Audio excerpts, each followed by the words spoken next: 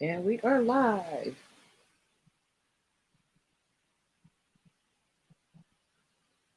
I am going to turn this down. Okay, my side says wait and let me refresh.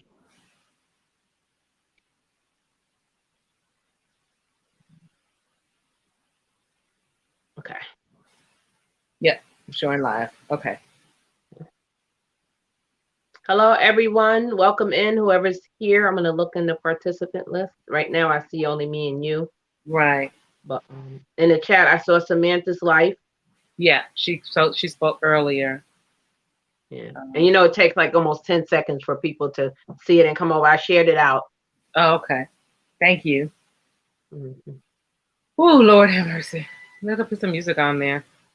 Oh, yeah. It just popped up on my screen that we're live. Okay. Wow. Okay, we'll play a little music. It takes a second.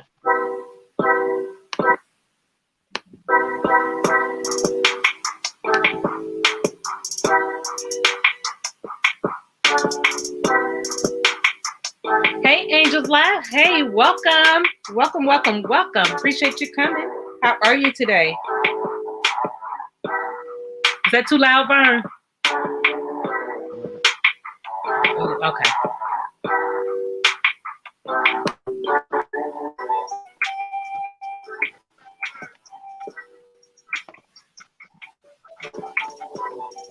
What about now?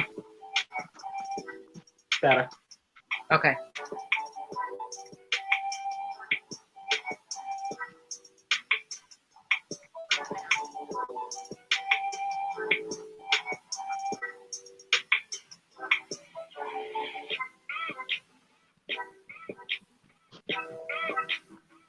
Are you on the computer or the phone? Computer. My dark. Can you? No. The phone. For Instagram, you use your phone. Yeah. Can you drop this link in there again in the chat? Yeah. Yeah. The Booskies. Yeah.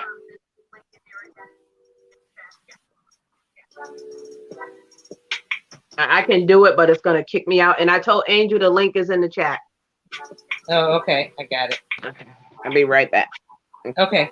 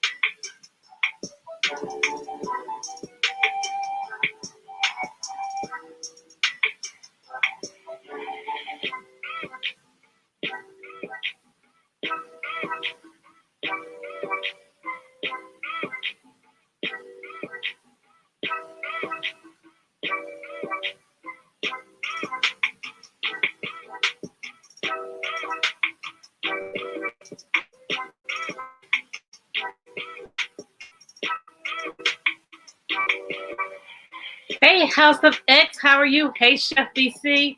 Angel, I'm going to bring you up. I'm sorry.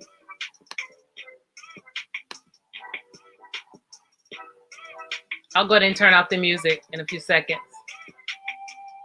It's going to end shortly. Chef, I'm going to go ahead and drop the link for you, dear. Welcome.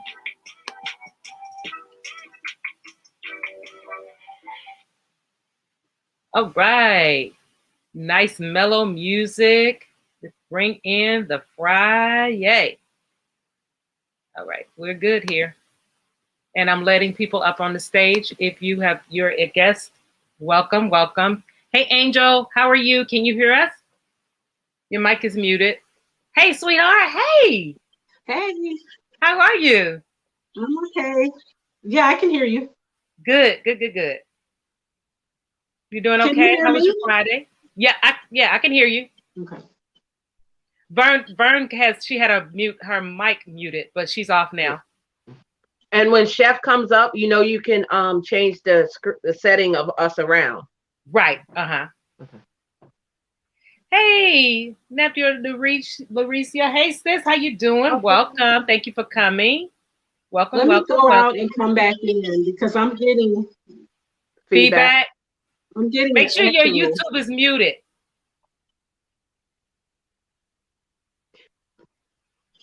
Oh, here's Chef. Hey, Thank you, everyone, for being here. We truly appreciate you.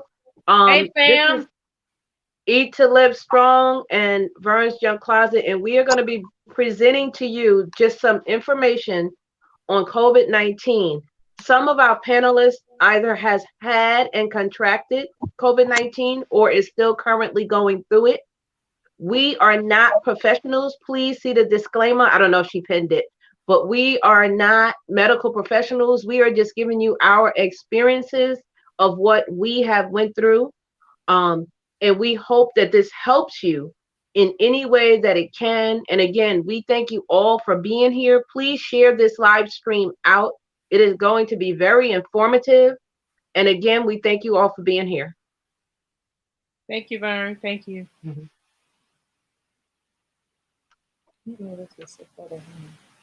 And we will be getting started in one moment as soon as Angel comes back up. Okay, yeah, we're waiting for Angel to come back up. Thank you guys for being here. Yeah, and in the meantime, guys, CV-19, you may hear us mention that. You may hear us mention it as Corona, or you may hear us mention it as what's the vaccine. The vaccine. So all of it is in general, okay? So what we're going to do today is tell you and maybe some things that can help you if you contracted it, what can help you get through it, because it is so difficult. There is another strain out. We have done our research, so we're just giving you information that you can go out and find it yourself also. We're not just speaking, we are telling you stuff that we have found through some sites. So COVID-19 is the new virus that we have been going through for over a year. Well, today I think made a year, or the third made a year. Yeah, and, a year. It is still here, people. We want you. Let me know if I'm too loud. Eat to Live Strong. No, you're not. Go right ahead. Thank you. We want you to know that CV-19 is still here, and it's still really bad, and people unfortunately are still dying from it. And I'm sorry, I want to get emotional, but we just lost a current content creator last night. I don't know if you know Angel, the indoor outdoor gardener.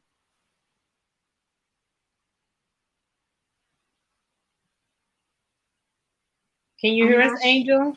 Yeah, I can hear you. Okay, great. I'm trying to remember. I'm thinking you have to know her because we were all in that same circle.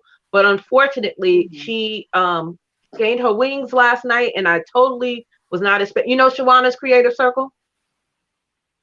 The name sounds familiar. Okay, well, if you know Shawana, then you may know her. But anyway, her name was the Indoor Outdoor Gardener. She succumbed last night to COVID-19. Please keep her family in your prayers. Please pray for Shawana, because they were very good friends. And they were doing diamond painting. And we know that Mama Dell also and her son had contracted it. We know Angel has contracted it, CCNTV, who may come on, and Chef BC. So what we're going to do is just go through and give you some, again, information about COVID-19, and we're going to have them share their experiences, like how they contracted it, what they went through, and how they are feeling now. So I'm going to pass it over to Eat to Live Strong. Okay. Hi, Taylor. Thank you for joining us. I appreciate you coming in. Minister of Music, hello. How are you? Welcome. Thank you for coming. Guys, we are going to go through this. We're going to tell you, as Vern has relayed the message to you, we have known many of our friends, family, just watching it on the news. This is real. This is a real situation, but we have to give our disclaimer, and we will give this throughout the live cast because we want to make sure that you guys know that we are not medical professionals. We're not doctors. We're not pharmacists. We cannot give you any advice. The only thing we're telling you is what we have researched and found that has been done for ourselves. So please keep that in mind, that we are just here to give the word that we have learned and what we've researched on. So with all that saying, we do have a platform set up. We're going to talk about the vaccine. We are going to talk about life after COVID. We're going to talk about how people were diagnosed, if they went through the diagnosis. Some people didn't. I didn't. So we just want to know how you feel about this, about taking the vaccine. Are you willing to take the vaccine? what will make you not want to take the vaccine, or if you've taken it, how have you felt? Which one did you take? It's a few of them out there now. So we are just out here now to just spread the love, not even the word. We're spreading the love because we too, just like many other people, are just sick and tired of what's going on. So we want to try and put light to it. So without any further ado, Vern, how do you want to go ahead? So first, I think we need to just let you guys know CV-19 is the current virus that's out, also called the coronavirus. Some of the symptoms. So if you have these symptoms, you may want to consult your doctor, okay? I know some of them are, and then we're also going to have our guests tell us what they went through.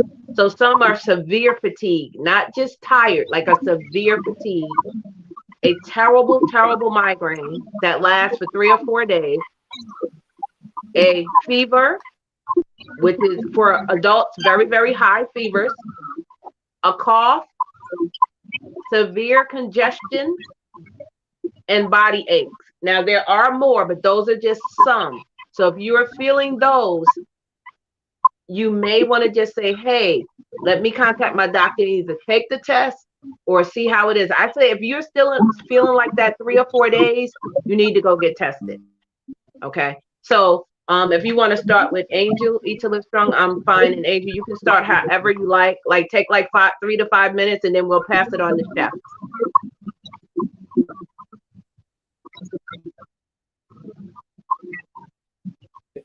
Okay, sorry about that. I was muted. So, hey, Angel's Army, thank you for coming in.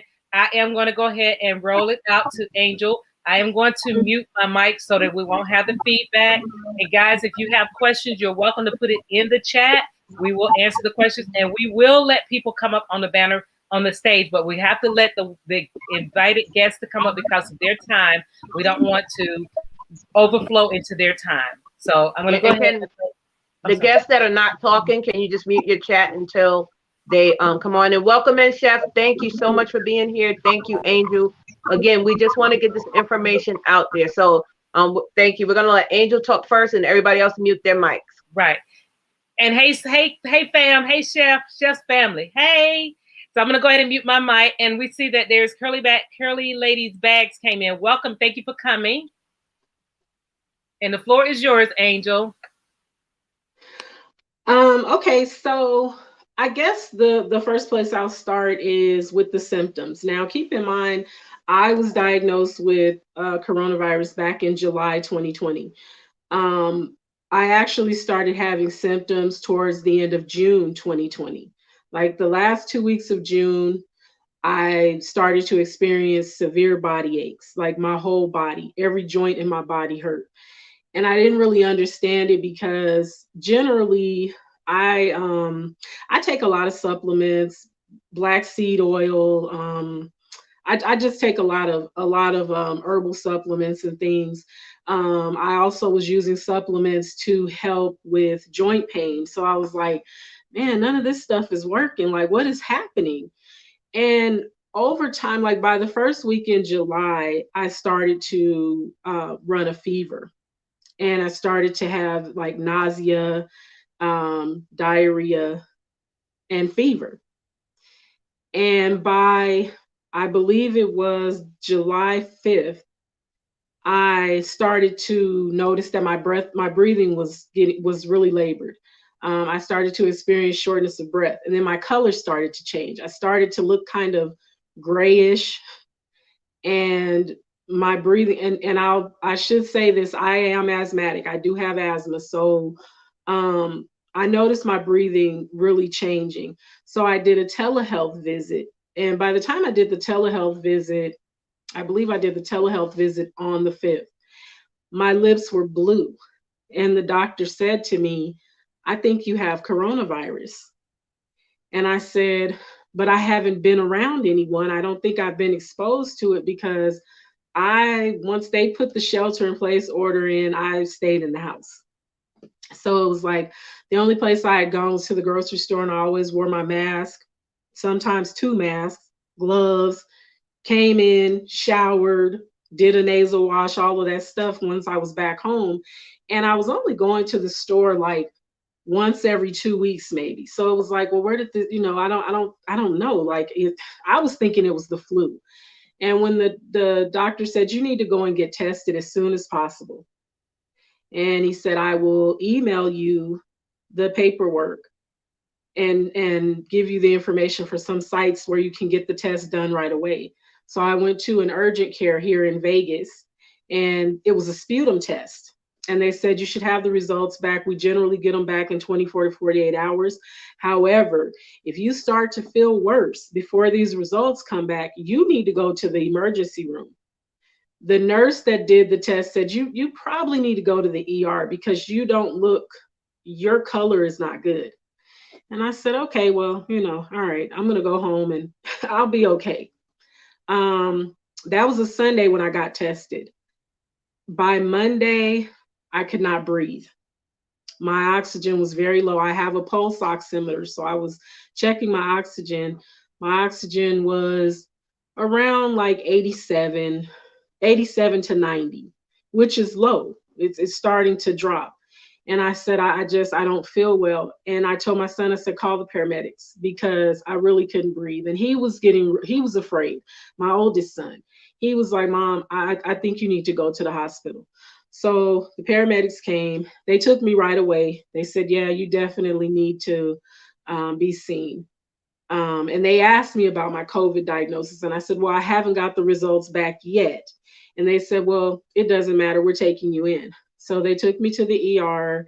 They did a chest x-ray. They drew a bunch of blood. They tested my oxygen, blood pressure, all of that. They hooked me up to an IV.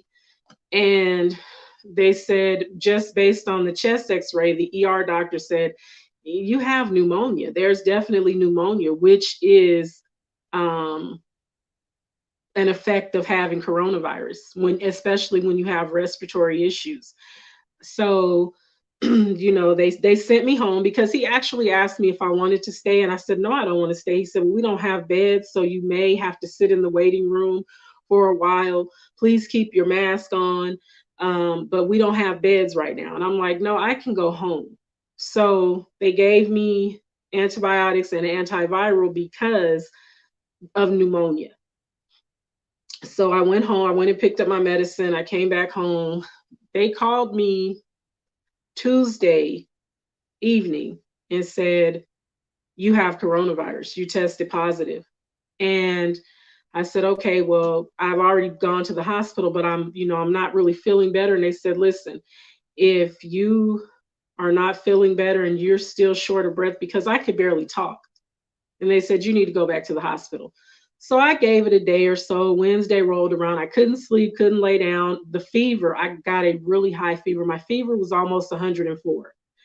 And so I was sitting in my bathtub, running cold water on myself and putting alcohol on myself to bring my fever down. That was the only thing that was bringing it down. I took Tylenol, aspirin. Fever was just not breaking. By Thursday, I couldn't breathe. My oxygen was in the mid to low 80s. So I got dressed. I took a shower, got dressed. And my son said, Mom, I'm calling the paramedics. He said, you are not gonna, he said, no, you're going back to the hospital. So they took me to another hospital. They admitted me right away. They put me in an isolation room and they put me on oxygen, high flow oxygen right away because it was dropping fast. It wasn't like, oh, I'm just a little short of breath. My oxygen was dropping really fast. And so they put me on high flow oxygen. They put me in a room. Like I was there in the ER for a day. And then the next morning they put me in a room and I was there for 4 days on high flow oxygen. They started to gradually lower it because my breathing started to improve. They did offer certain treatments, but of course I don't do blood. So I wasn't interested in the plasma treatment. That was one of the things that they offered me. What I will say to anybody, as Vern and Eat to Live said in the beginning, none of us are doctors. We're not medical professionals. However, you know your body. So when something doesn't feel right to you, your breathing is changing, your color is changing. I lost my sense of taste, my sense of smell. None of that had ever happened to me. So I knew something was wrong. So when you start to notice that something isn't right, you just go get checked out. Don't ever fear going to get help. I know a lot of people have fear of going to hospitals because there's been some horror stories out there since this pandemic started. However, you need to be seen. You need to be seen because you don't want to get so far gone that you go into cardiac arrest and you can't be saved. So that Right. was And before you go on, Angel, when was this again? This was June of 2020. this was July of 2020. Listen, guys, this was July of 2020. Okay. This is now March of 2021. So I'm gonna have Angel pause because I want you guys to see how this has effect. Okay, we've been in this for a year. So thank you, Angel. Hold that one moment. Thank you, Chef, so much for being here. We appreciate you. Welcome to everybody in the chat. Again, we are not medical professionals. We're just giving you our experiences and what we are dealing with and what we're going through. And again, if you guys don't know, unfortunately, one of our content creator sisters, the indoor outdoor gardener, unfortunately succumbed last night to COVID-19. So please say a prayer for her family. This is, we had already had this planned, this live stream, because we have been doing series on it, myself and Eat to Live Strong. So we're just bringing awareness, trying to help you. After we talk with Chef, we're going to actually go into give you guys some remedies that may help to ease it. There's no cure, but there are some things to ease it. So thank you, Angel. Please hold on for one moment. Chef, thank you for being here.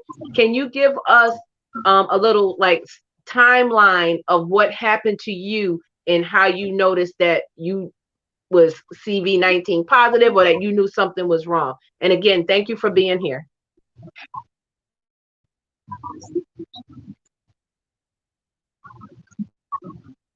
Absolutely. And God bless all of you for raising awareness, number one.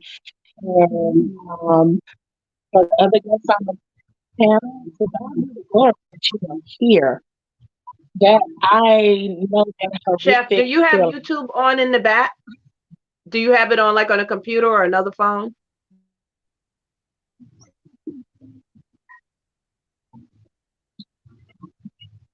It's up on the big screen, but there's no Okay. volume. There's no volume. Okay, I was gonna tell you to turn it down. Okay. Okay. I can turn my phone down.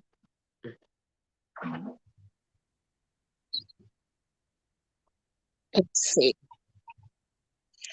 How is that volume? Is that a little better? Mm-hmm. It's better. Mm-hmm. Okay, awesome. So I'll start with January, the week of January 15th.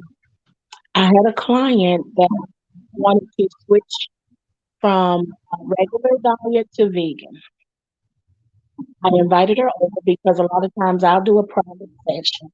She came over, she had a mask on, I was in a meal prep where she kind and everything that I prepared, gave her a portion of her taste it to see the cooking method, how to prepare, because she was doing lifestyle change. Excuse me.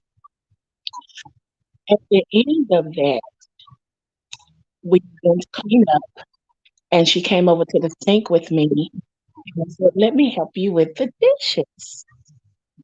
By the time we were midway through the dishes, I noticed that the mat was off.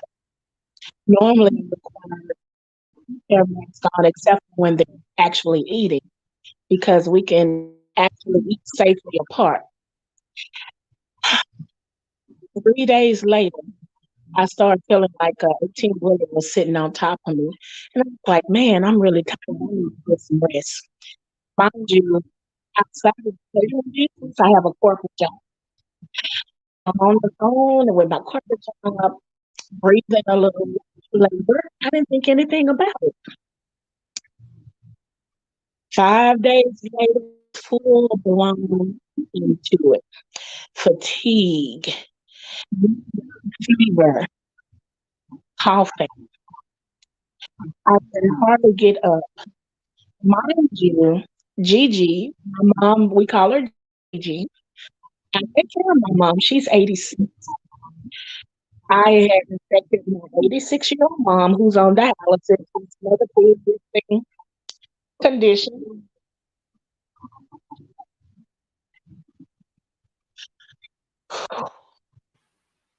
Take your time. Take your time. And my husband. So I infected the whole house.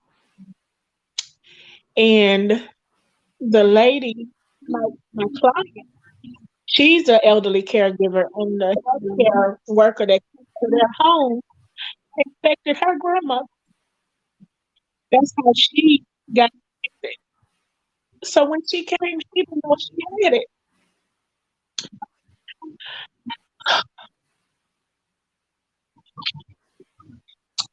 So that next week, I had to take off my corporate job, and I canceled all meal prep contracts, and I went to the hospital, and I tested positive. And I got my test 2 to 3 days later. And by that time, I was having difficulty breathing, but I still had to take care of my mom because I helped feed her baby. I helped her do a lot of personal things, and I was not given in the position to help her. Like I said, I couldn't get my daughter or my grandkids to come over because they were giving them a death sentence as well. So we were trying to get through it. I was taking CMOS and trying to take vitamins and emergency and got up to go to the bathroom, got in there. I could not breathe in or out. My husband called 911 and I ended up in the hospital. I had never felt anything like that before, and I'm not sure if anybody swims, but if you ever swim and take the water in by mistake and you can't breathe in or out, that's what I was going through. And all I could do was think about my grandchildren.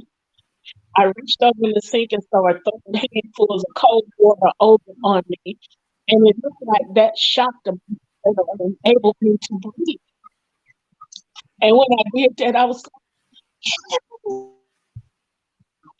my mama said, "Are you saying something?" I said, "I can't breathe." And my husband rushed me, and the paramedics came and they took me to the hospital. Immediately, they gave me a couple of shots in my stomach, X-rays. They put me on some type of list of breathing, and they gave me. The doctor came in and told me to bring something called Redeemers, re, Redeemers, some type of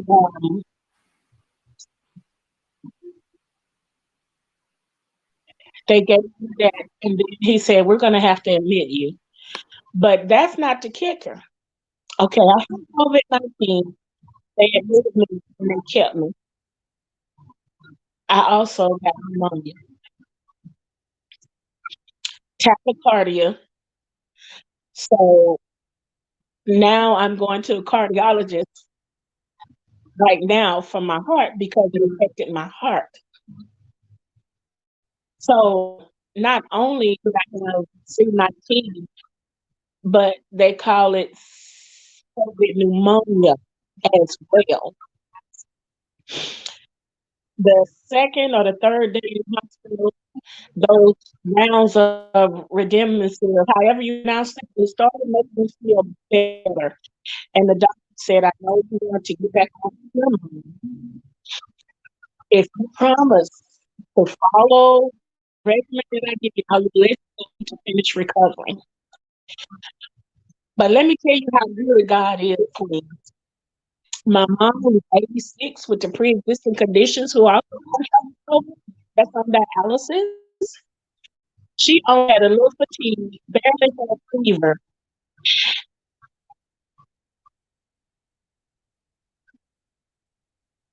and she's doing well. She has no Praise post, God. Good nothing. God. You can't even tell that she was a to God be the glory. She is good. And I believe they give her shots, when they go to dialysis. They get a special kind of vitamin, a renal vitamin. They get vitamin D. They get all of these vitamin shots when they're dialysis patient.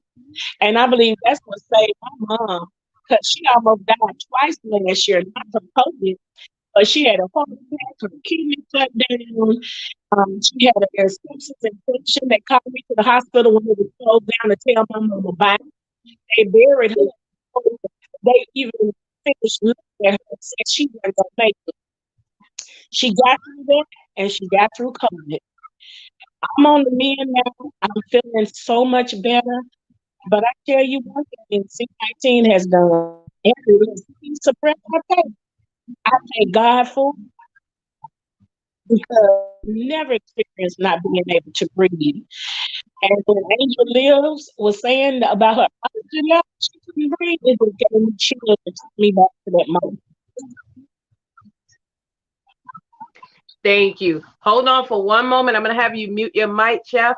Again, guys, thank you all for being here. We are just bringing awareness to COVID-19, and all the other names that it has, coronavirus, all of that. So, please wear your mask. Please wash your hands. Now, I'm going to have Eat to Live Strong come in just a minute because I know she wants to say a part of it. She knows, but I do want to let you guys know that I am in upstate New York.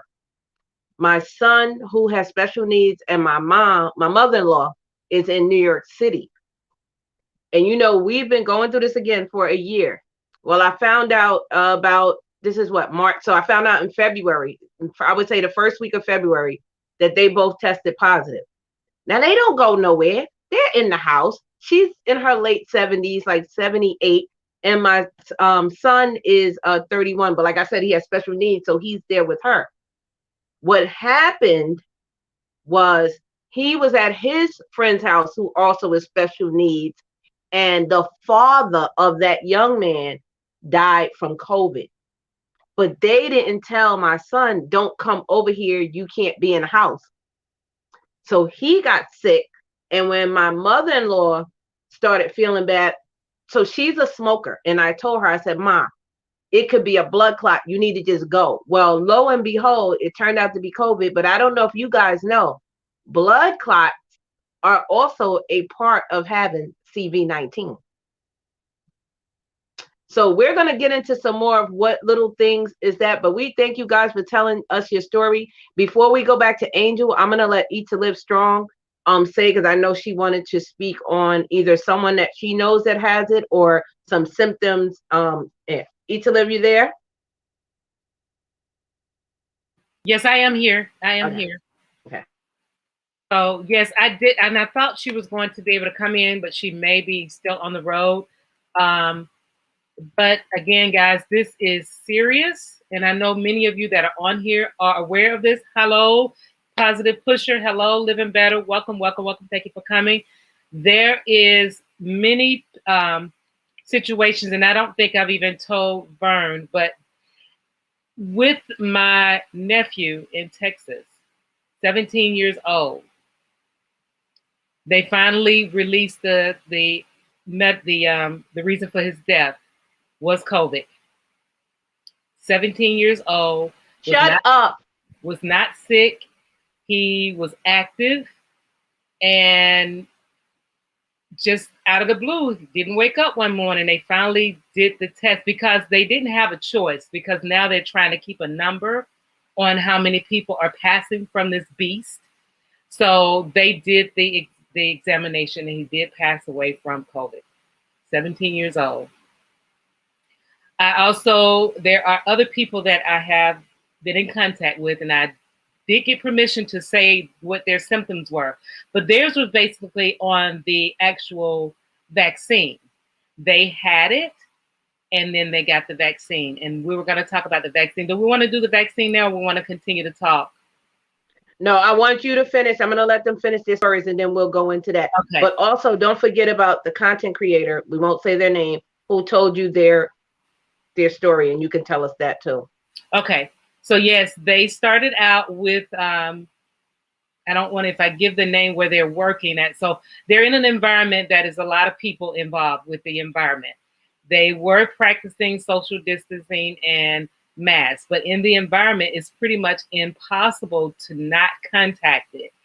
And even with your mask and washing your hands, because each and every day they were saying different things about I'm sorry, I didn't even put my camera back on. They were saying different things about how you get it or what happens. And they were wearing like double mask and everything, but it's other things. It's in the air. They're doing things to, to wash down the walls and stuff so that people wouldn't get it.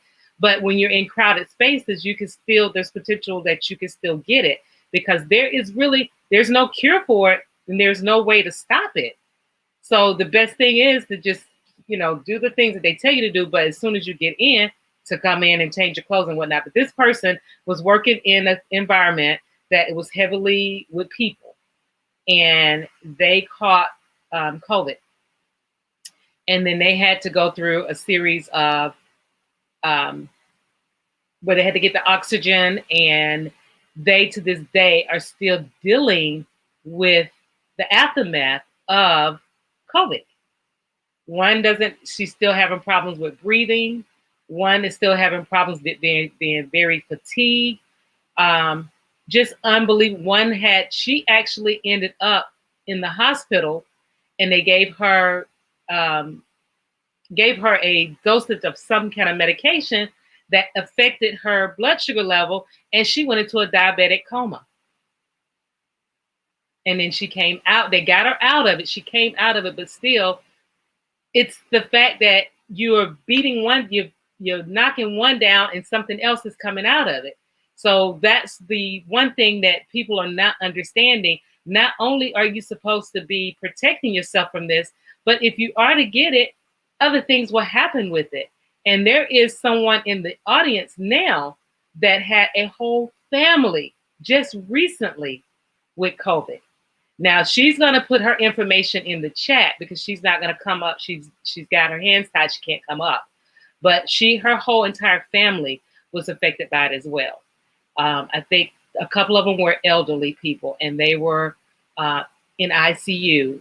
They did pull through, but even after you pull through, you're still going to have what's left behind until something comes out of it. And I pray for you guys for having it. I too think that I don't even want to talk about my situation because and it's lingering effects. It doesn't just stay. Some people has this since it happened, like 9, 10, 11 months.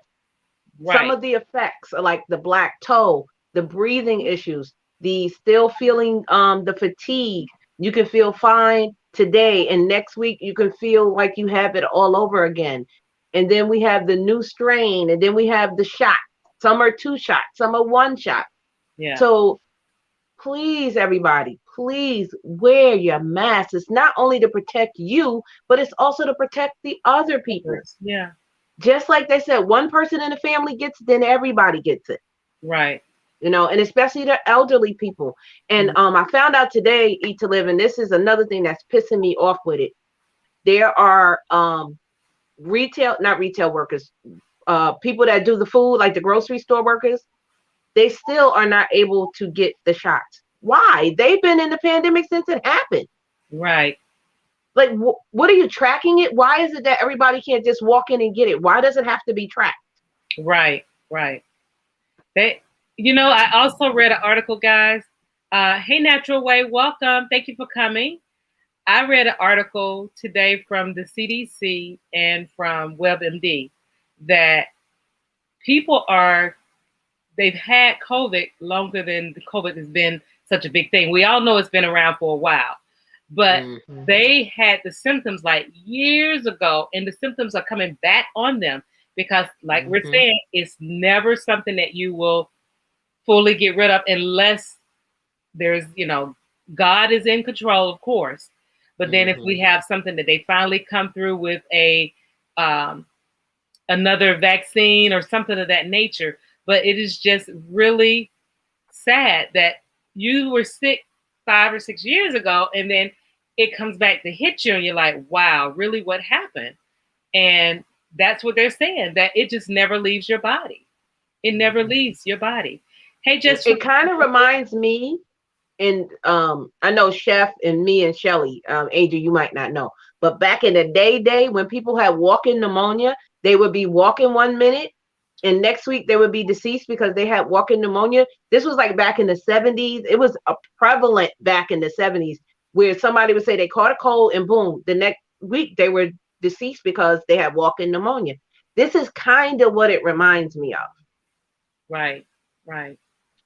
So, So, if Angel wants to finish her story, I'm sorry, Eat to Live. What did you no, say? that was it. I'm just welcoming everybody in. Please look at the disclaimer that's pinned in the chat. We're not medical professionals. We're here telling our stories of what happened, how we seen it, what we read up on. But again, we are not the ones that are able to sign off and say, you have COVID, you don't have it, you should take the shot, you don't have to take the shot. We're not that person. So please seek the advice from your medical professional. We're only here telling you what has happened to us and what we have learned. And again, also to the two ladies up here that has been dealing with it, my heart goes out to you guys. I'm praying for you. I am so blessed that you're able here to tell your story. And I really appreciate you coming up on this panel telling your story, because a lot of people will not tell the story. And that's how we learn, is from word of mouth. So I'm going to go ahead and turn the floor back over to you guys so that you guys can finish your story. Thank you so much again. Yes, thank you. Go ahead, Angel, if you want to finish telling us anything else about it. The only thing that I would say is we all have to keep in mind, you guys, that this is something that the world has never experienced on this level. This virus is so different from every other virus that has ever touched this earth. So they don't know a lot about it. And I've talked to several different actual healthcare professionals, because I'm that person. I don't mind asking questions. I don't feel like there's a such thing as a stupid question. I don't feel like there's anything that you shouldn't be able to ask when it comes to your health. Never fear asking questions. And honestly, the doctor that I go to, I've been going to him. He's been my primary care doctor since, gosh, he's been my doctor now for like 7 years. So I'm very comfortable talking to him. And I actually did have an appointment with him today because I needed to get some things going. But he did ask me about the vaccination. Now, before I get into that, because I know you guys weren't on that part yet, but I have a lot of lingering symptoms, as I'm sure many people do. They're calling this long COVID, is what they're calling it. I'm actually part of a Facebook group that shares information on it and different things that you find. And I have one of the things that I experienced was tremors. I started having like tremors with my hands and my legs and my feet, and sometimes there's even issues with my speech. So my doctor told me it affects it affects your heart, it can affect your kidneys, it can have long-term lasting effects on your lungs, and it can also affect your brain. And he said part of the effect that happens with a lot of people with the brain is the fever, that your fever goes too high. And when it stays too high, you can go into seizures, convulsions when your fever gets too high. No one's body is supposed to get that high. And so I have a lot of different things that still happen. Sleep is one of the main things, that my sleep patterns are really off. If I don't take something to help me sleep, then I don't sleep. I could literally stay up pretty much all night, all day. And you feel so tired. The fatigue is lasting. That was one of the other things that made me know that something was wrong, because I was so fatigued. It was like I could just lay down anywhere. I just wanted to lay down and sleep. It was like, something is wrong here. Why am I so tired? And that doesn't go away. I have days where I wake up and I feel like, man, I just want to lay here. I do not want to get up. And it's just, and then, but I will myself to get up. I say a prayer. I ask God to help me, like pull me out this bed, and because I got to get up. And, but I'm still just so tired. And then I have days where I'm full of energy. But this is definitely a beast of a different kind. And it is real. And if anybody ever doubted it, please don't, because we know that the mask can't protect you from everything. Wearing gloves can't protect you from everything. However, give yourself a fighting chance. And if you don't have to go out, I stay in the house. And I know that it's hard. I know we want to interact with each other. We want to gather together. We miss our family members, but I have family members that I haven't seen for months because I don't want to even risk exposing them, because I have two sisters that were very ill prior to the pandemic.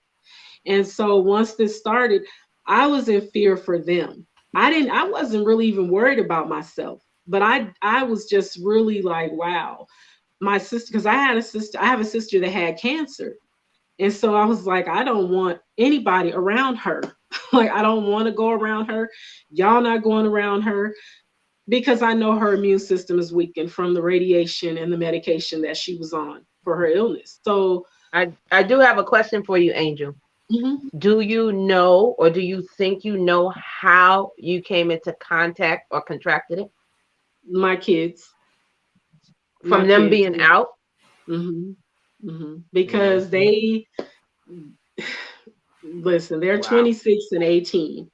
They weren't willing to stay in the house like they needed to until I got sick.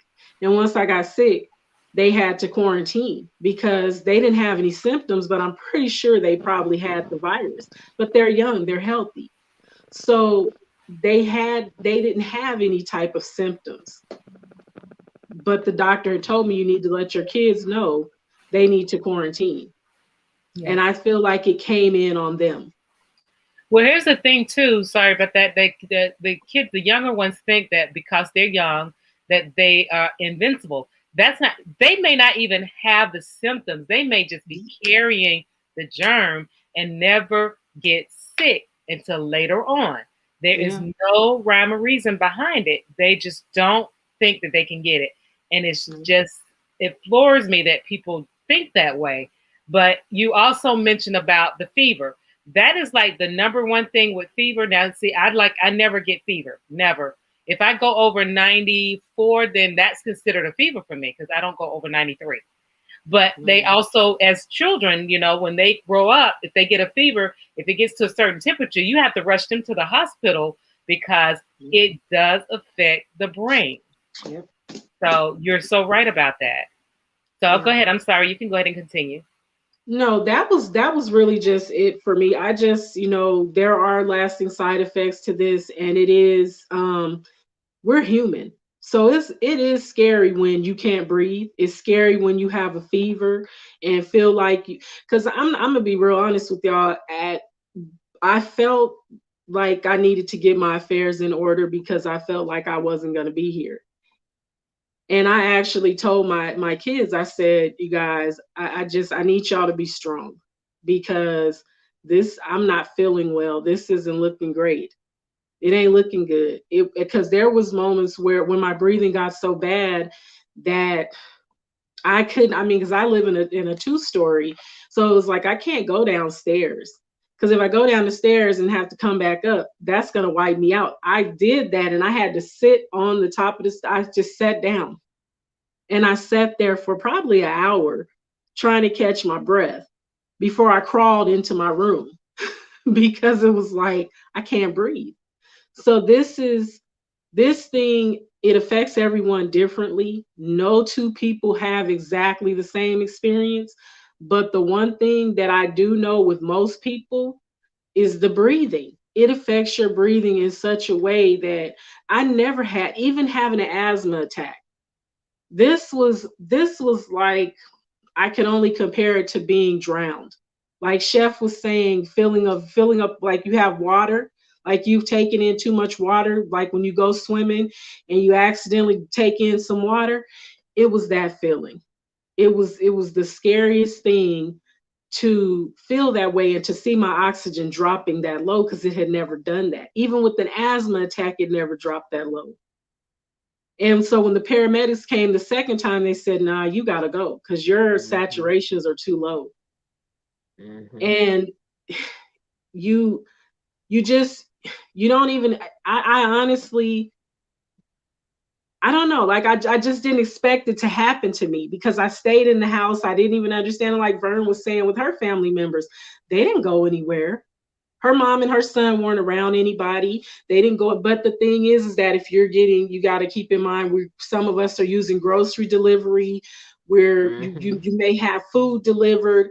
You just don't know. You just don't know. And you can spray Lysol on it if you want to, but is that really killing the germ? Because I was spraying Lysol on everything, including myself. So it's just, but it's one of those things where you just don't know. And they said, they don't want us to gather together.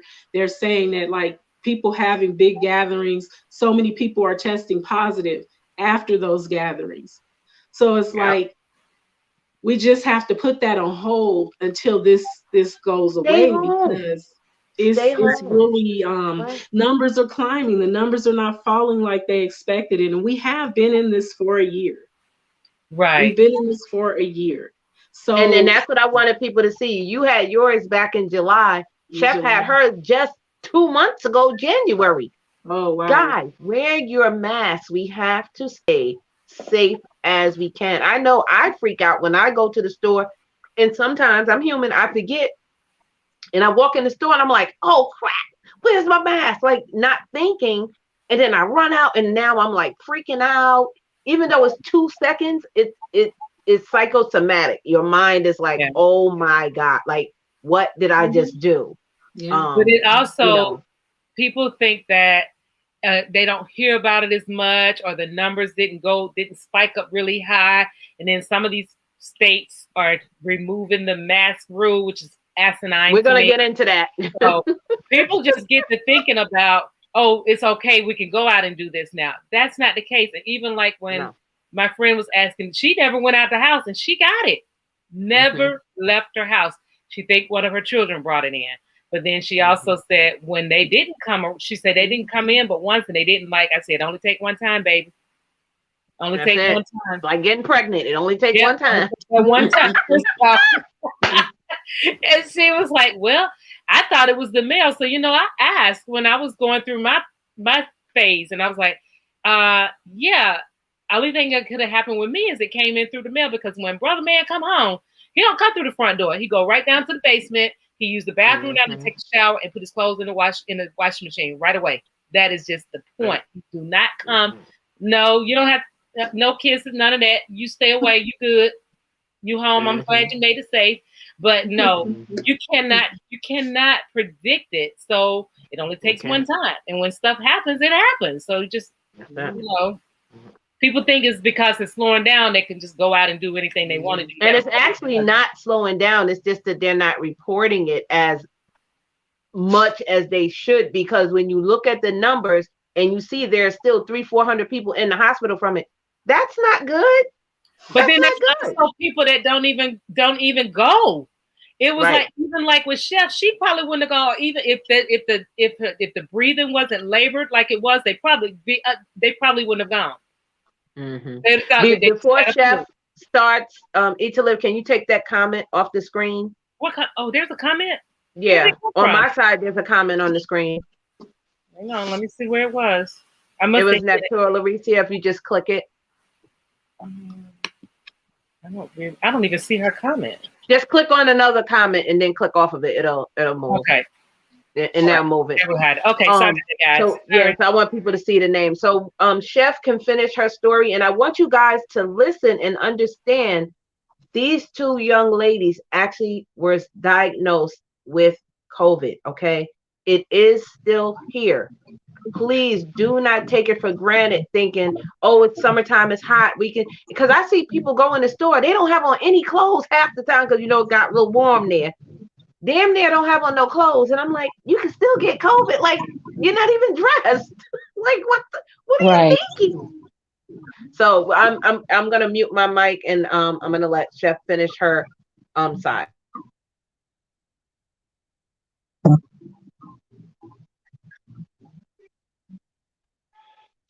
Anytime the medical staff tells you that they get out of their clothes before they go in the family part of the home, if they say that they are undressing at the door in the garage and they are dealing with it there every day, that's a message in itself to me. Because I would assume they know a lot about it because they're looking at it and seeing it. And um, I know about the blood clot. I think either Angel or Bones mentioned it.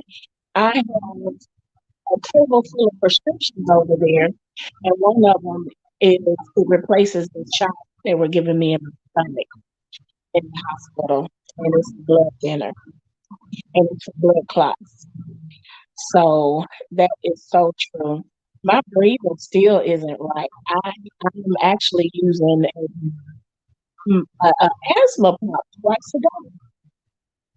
Um, and I asked my primary how long, and he said at this point they really can't tell me how long I'm going to be like this.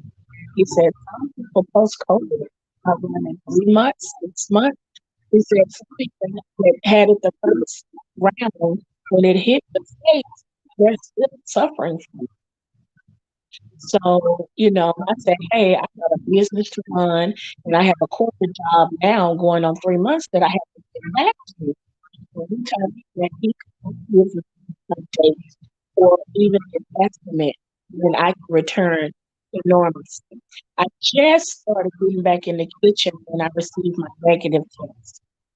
And I'm actually going to be traveling this weekend to North Carolina to cater a small women's retreat. The host had everybody had to get a test 2 days prior to their travel. They have to send in their negative test. Our staff has been posted. We're all negative as well. So at this point, we have the clear masks that come all the way around, and then we purchase the mask to cover the face as well. We need. And for the crew that don't want to wear the actual clear covers that go all the way around the body, if they want to wear the safety mask, then they can do that. But this is going to be my first time traveling in I don't know how long.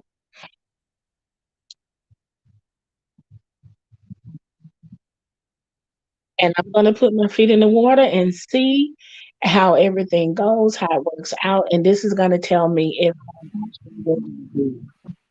I took a couple of medical science books that I picked up, and I don't let anyone come here and pick up anything. I'm not doing any private cooking teaching now. If they want to do it on Zoom, then we can do it on Zoom.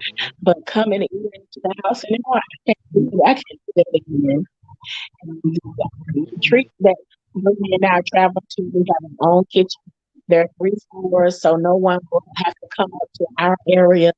So I'm going to see how I'm doing. I'm going to see how my respiratory system is doing. And I'm going to see how my heart palpitations are doing. Because I don't want to be trapped and not get away. We have to wait to take our COVID shot because my physician said that we have to wait 60 or 90 days after being tested, having it. So we have to wait to do it.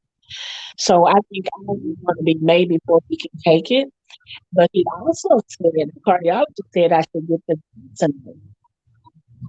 He said that one is going to be able to cover that new strand that's coming in.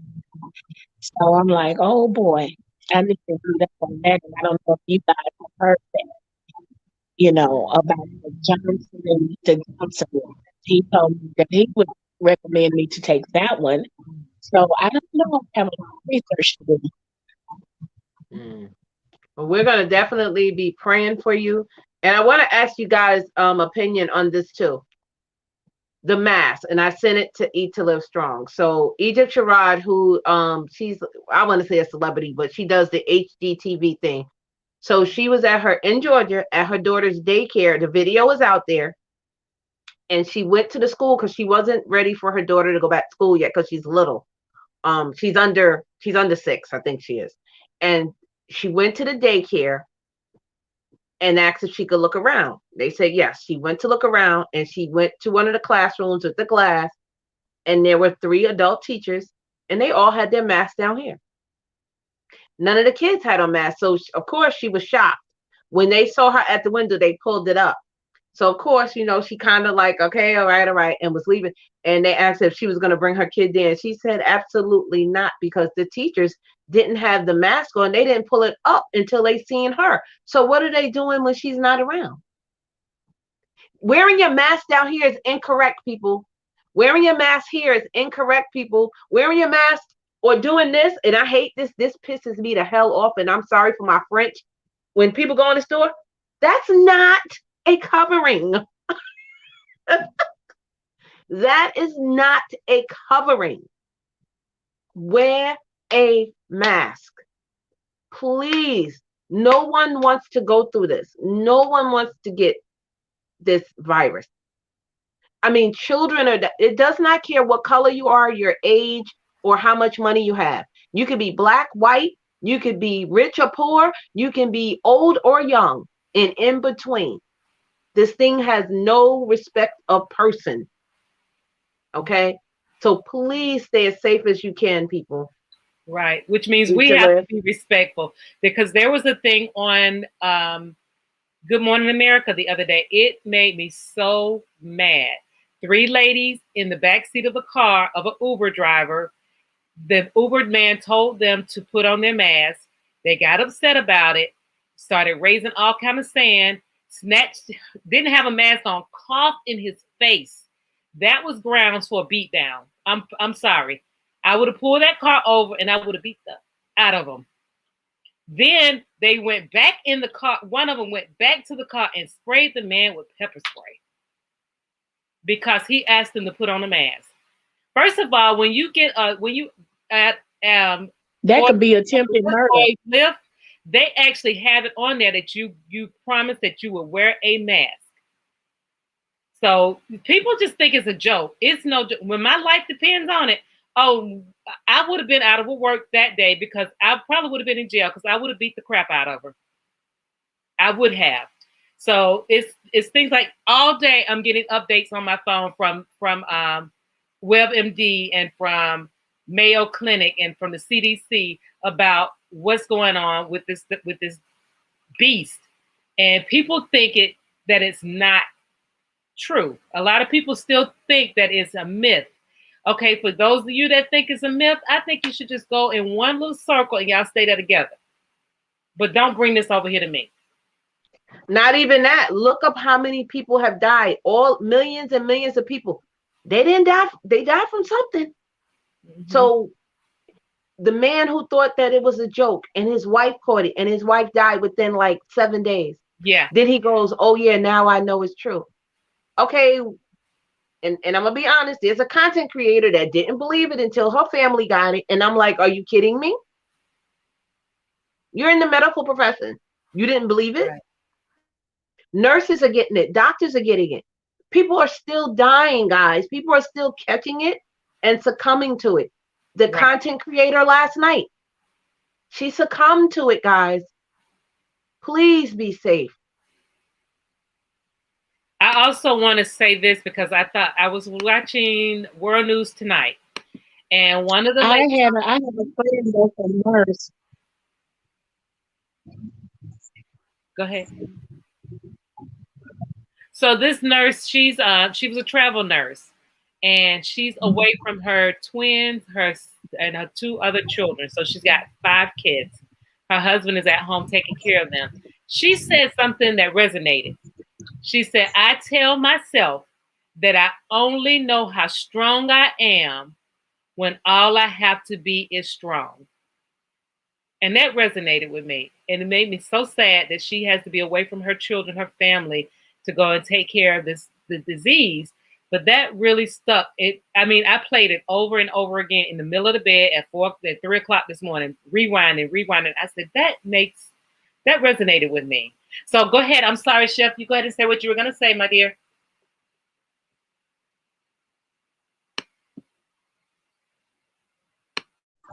Thank you for just letting me interject this little thing.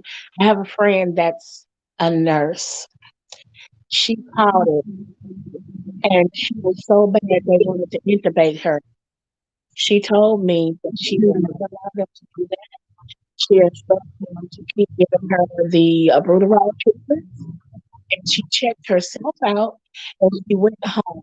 She said, and then my doctor, my cardiologist, said it too. When I told him about it, it's a downhill spiral for most if you get intubated. So that once you get on that ventilator, it's a wrap. And I had never heard that on the news. I never heard anyone else say that to me. But my cardiologist said it, and the nurse said it. That's the worst thing. He said a lot of people don't make it once they're intubated. And it seems like the ventilator and all of that is supposed to help you.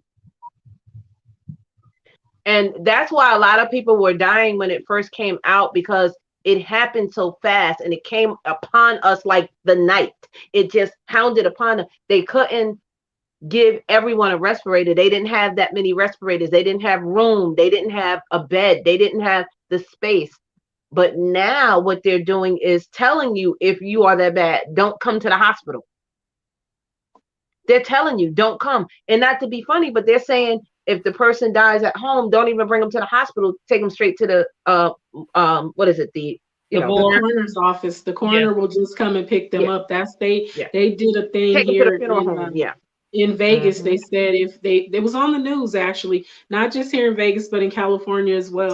If someone dies in the field, if they go into cardiac arrest and they're dead, don't bring them to the hospital.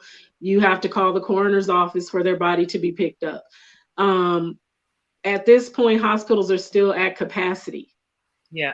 So it's not a thing where, everything's back to normal. We can do what we want to do. And I know for me, it's hard being away from my family. I know it's hard for everybody. We want to see our family. We want to see our friends. But I think at some point, for me, I know for me personally, I don't want to get sick again. And I just, so I stay at home, but I can't tell anyone else what to do. And if you feel like, it's not something that's going to affect you and you feel like you just can't, you just got to get out, then you just got to make sure that you're really taking precautions when you're out there, because you don't know who has it. You can't look at someone and say, he looked like he got coronavirus, or she looked like she got the virus. You can't tell. You can't tell that someone has it. And so many people are asymptomatic and they're just walking around freely.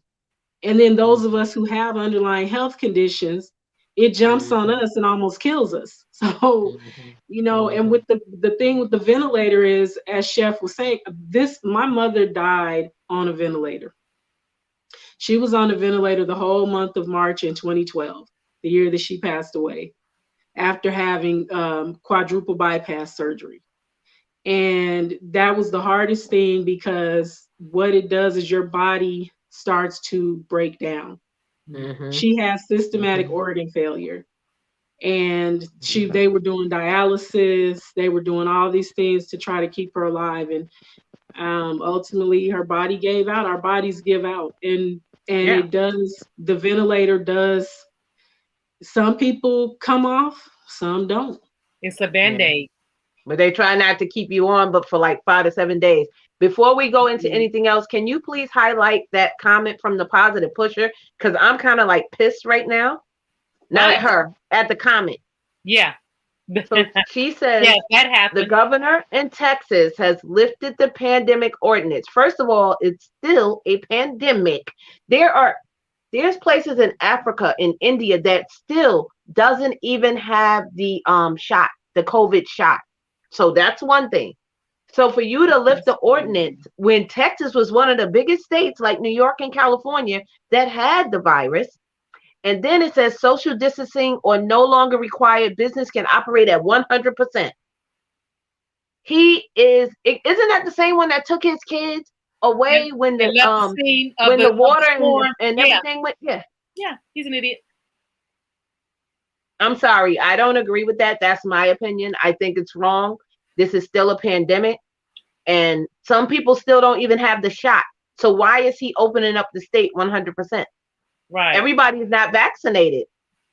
Right. Hey, They James said Bond only in 1979. they said only 10% of Americans are vaccinated. Only 10%. Yeah. It's a mess. They just, I don't know. That, see, the thing is, and it's the root of all evil, money, money, money. Money, money, money. They had, oh my God, John Harding said his whole family, that whole family had it. Yeah. My mother's neighbor, he is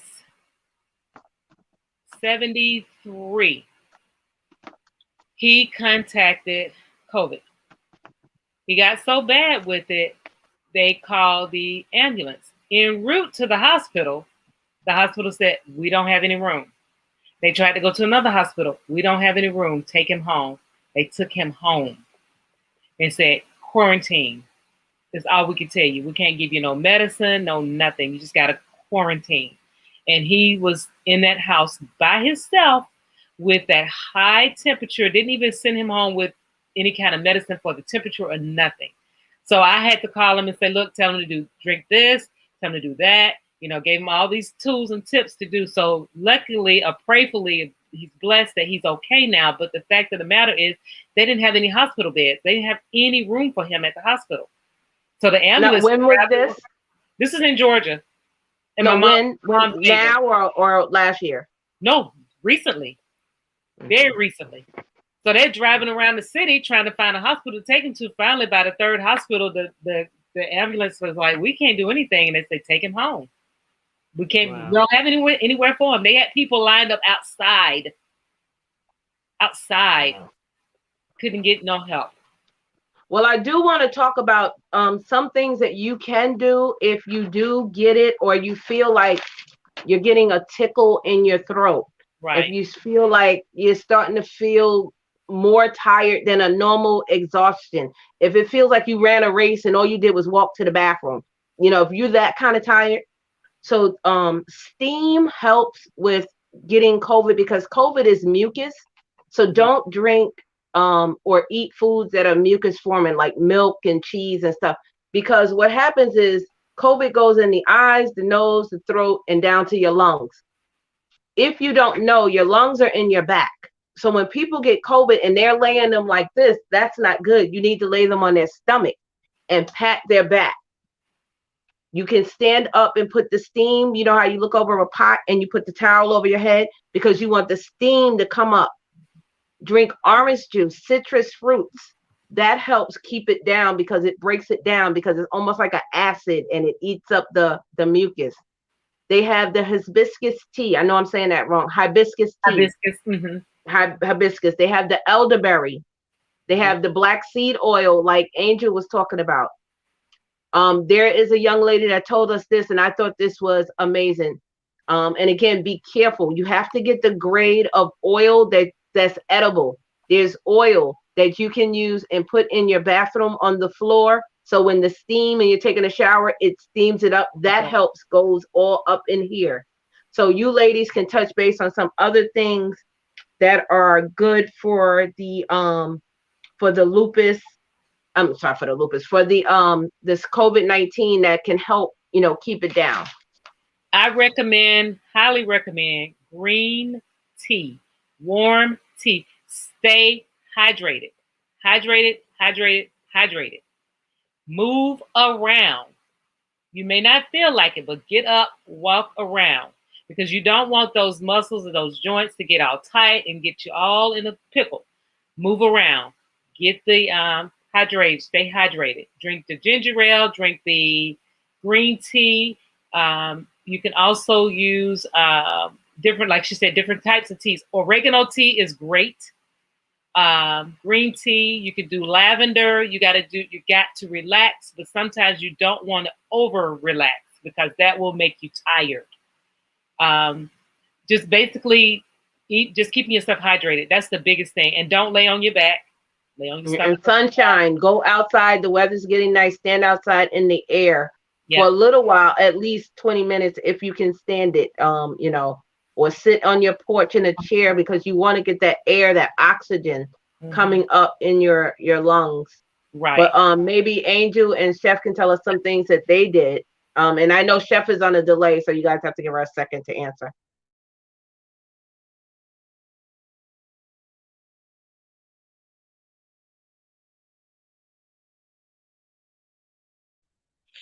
I have been taking vitamin D, B12, iron, and potassium. A friend of mine dropped off some shower bombs, and I'm not sure what she has in them. But when I go in there to get the shower, I run the shower bomb into the hot water, and it opens up my respiratory system. It's like a mentholatum or something formula in her, and it has really been helping. She actually like had a website that she sells all this type of stuff. And she brought me sea moss, and she brought me green tea and a ginger tea that she brought me. Well, she brought me a case of that. So that's what I've been doing. I'm trying to make sure I get a lot of um, red, green, orange vegetables. Trying to make sure I get a lot of green leafy vegetables and probiotics. My primary told me if I ever want to get past this and stay, that I need to make sure that I have a healthy gut because he said that the virus will grip. And he said, for those of us who have had diarrhea, I wasn't bad with that.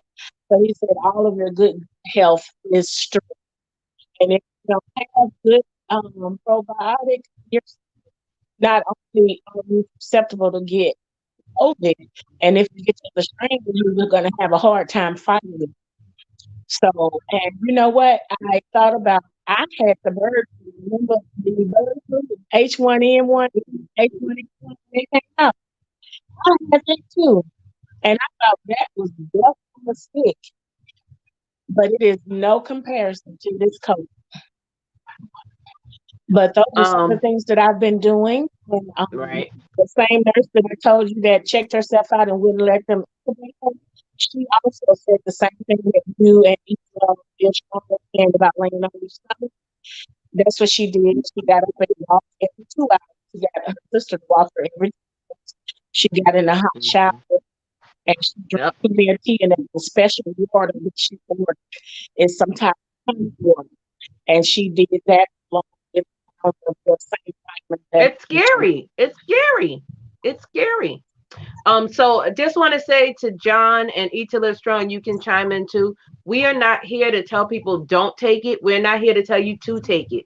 We're here to tell you to do your research. There are 3 injections that they have for you. The inoculation. They have the Moderna, which I believe are 2 shots. They have the Johnson & Johnson, which is 1 shot. And then they have the Pfizer, I believe, is 2 shots. It's up to you. It's your body. It's your religion. It's whatever you feel comfortable. We are not medical professionals. We ask you to seek the advice of your doctor. We are just giving you our experiences that we have went through. But I will not tell you, oh, yeah, you have to take the shot, or no, you should not take the shot. I am upset that they are not giving it to food workers, truck drivers, correction officers. I believe, and this is my opinion, that they should get it first, along with the doctors and fire department and police officers before, and this is my opinion, before you give it to someone that is 98 years old. That's just my opinion. Because not saying that the 98-year-olds shouldn't get it. I'm just saying I don't think they should be first. I really don't.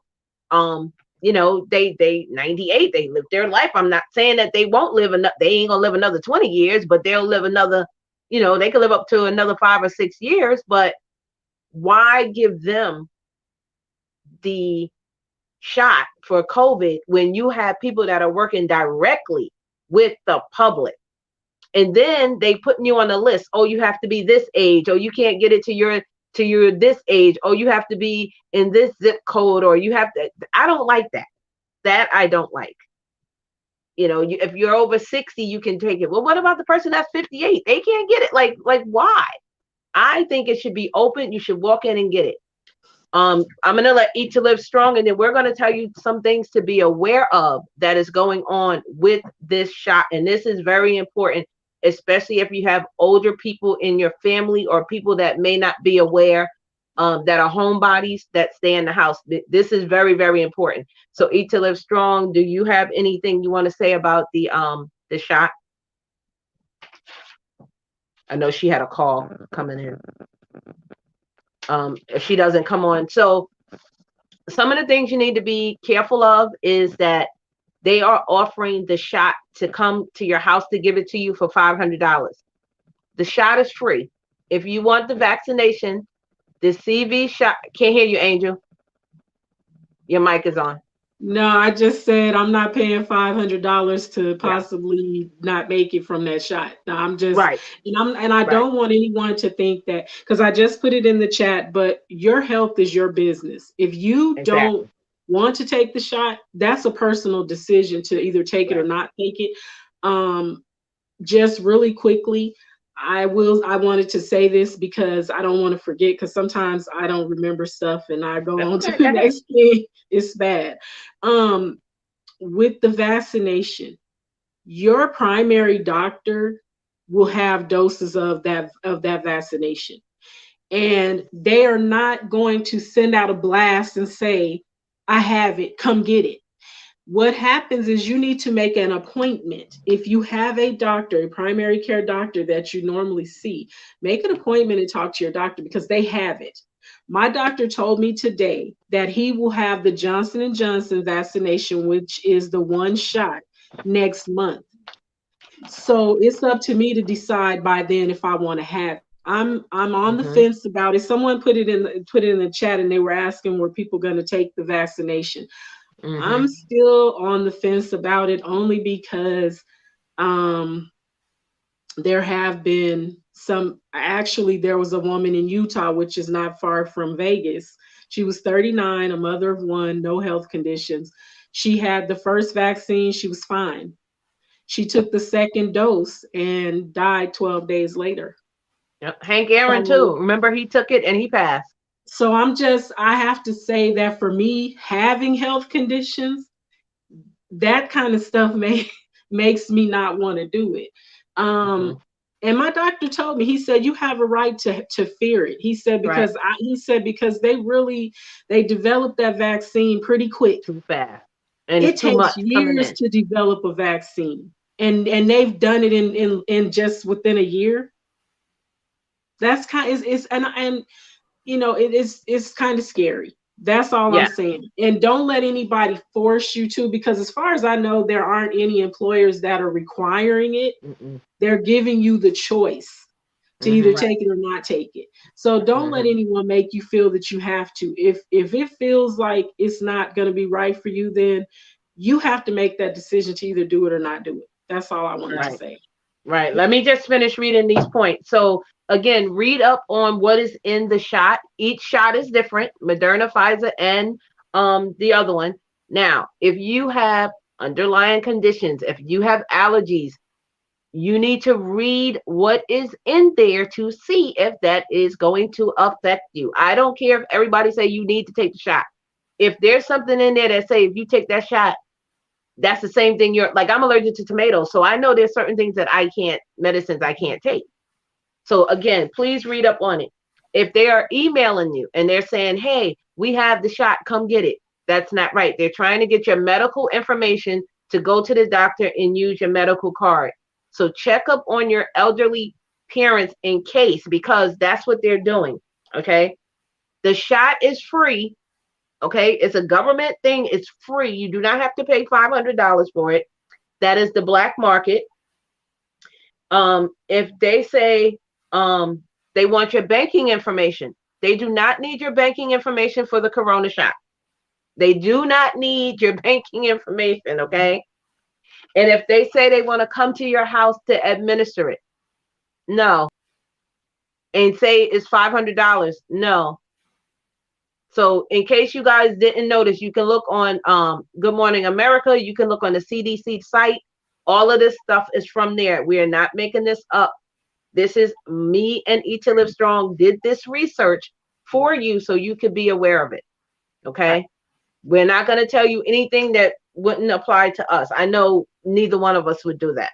No. So Eat to Live Strong, if you want to say something on those points. Right. The thing about the shot too is, now my neurologist, he never says to take a shot. He's like, you don't have to take it, you don't have to take it.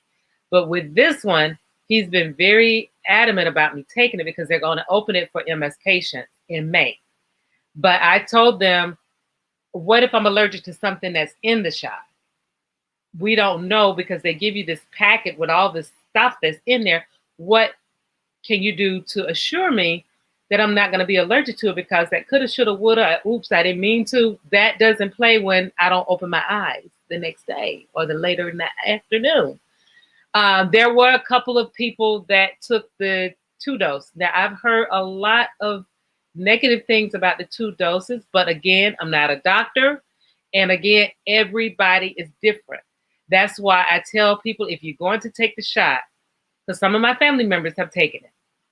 So if you're going to take it, make sure you find out what's in there and make sure that it's nothing that's going to hurt you, if at all possible. But it's your body.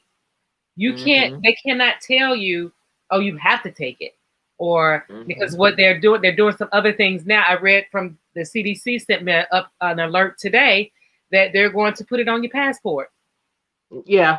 Yeah, so they want to put it on your passport. But while she's on that, I want to let you guys know, and if anyone wants to know where I got this from, you have to hit me up on IG because it's on my phone and I can't get to the actual site right now.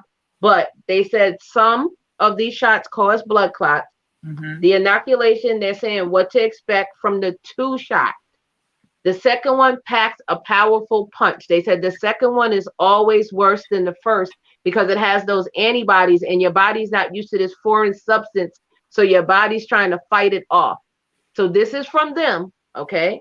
They said it's a violent reaction. Your body will have and women have the worst side effects than men because we are more hormonal.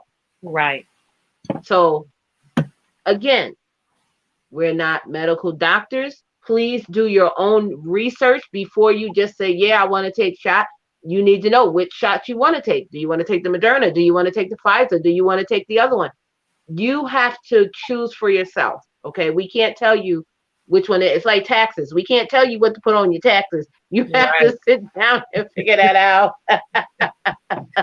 And don't take the first response that you find when you're, okay, I'm not a fan of Google. I will tell you that. Not a fan of Googling answers and stuff because I read medical journals. So I'm one of those that don't just go on Google and Google it. So, but you have ways of finding out the answers to your questions. Call your doctors. You can even call the pharmaceutical company. They do have links where you can go out and find what's in there. They're not going to just make you take it without you knowing what's in it. And if you had a good doctor, they should know, first of all, they should know what you're allergic to. They should know how your body is functioning.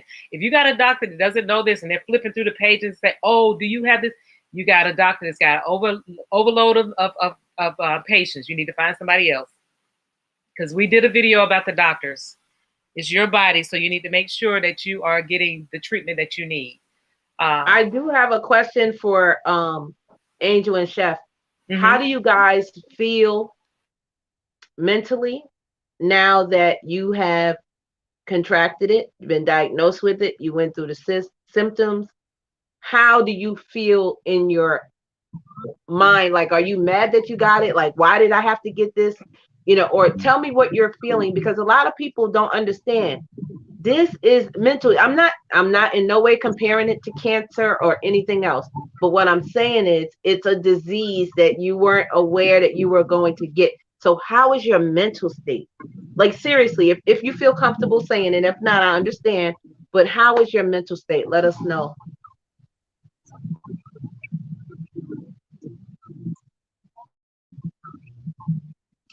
For me, my mental was shot to Hades. Just getting to the point where I'm not afraid that I will be able to take my next step.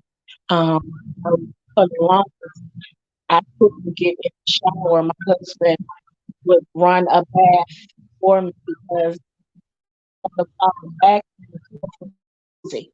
Did walking down to the kitchen, all of that. I'm better and I tested negative, but for a while I'm afraid to walk by myself. I'm afraid to go to the shower by myself. I'm afraid to use the bathroom. I'm afraid that I'm gonna lose my breath, and all of that. But what I can do for me is be who I am and whose I am. I had to gather myself and go into prayer and say, God, you're bigger than this. I had to lean into God and listen to God because I was about to lose my mind, Vern. And I do. I'm an African American woman who has a counselor, and I do believe in talking to somebody. The first thing I'm going to do is consult the Lord and go to my quiet place and give it to Him and say, Lord, you didn't give me the spirit of fear. You didn't give me that. So I'm going to lean into that because I say for me, I ain't trying to put my beliefs on nobody else, especially when it comes to mental health, because they need to play with it. And I'm not against this because I have a therapist. But what I'm saying is, this thing hit me so hard with my mind, the way I'm thinking, and I had left here. Baby, I had to go back to the basics. And that's Jesus for me. I had to get into that place of prayer. But Vern, I thought I was going to lose my mind. And just, I'm not being funny, but and I fall hard, I fall in the because I'm busy, that fatigue, that fall. And that's another thing. I can be talking to you and me as serious, I done forgot what I'm trying to articulate to you. That was a big thing. And I'm like, oh my God. I'm like, Mama, I'm trying something and my brain is like, I don't know what you was trying to say, player, but it's done. Move on to the next thing. All of those things I did not expect. I thought I was going to kiss it, heal, and be okay. I'm glad you brought that up and eat to live strong because that mental health at post-COVID, that's something people need to deal with. I don't know about anger, but I tell you, I had to press into the Lord and whoo, yeah. Mm-mm.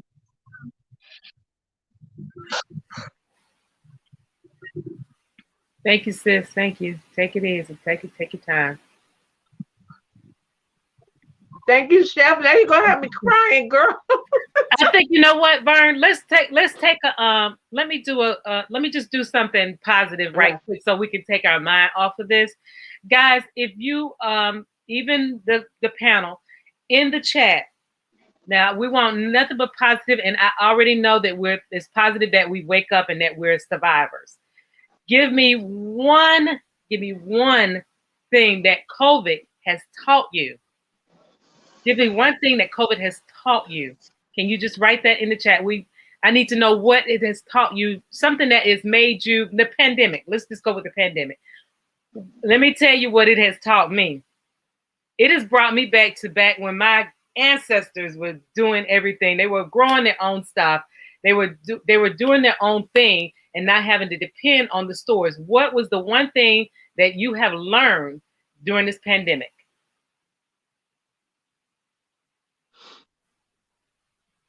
And you can just put it in the chat.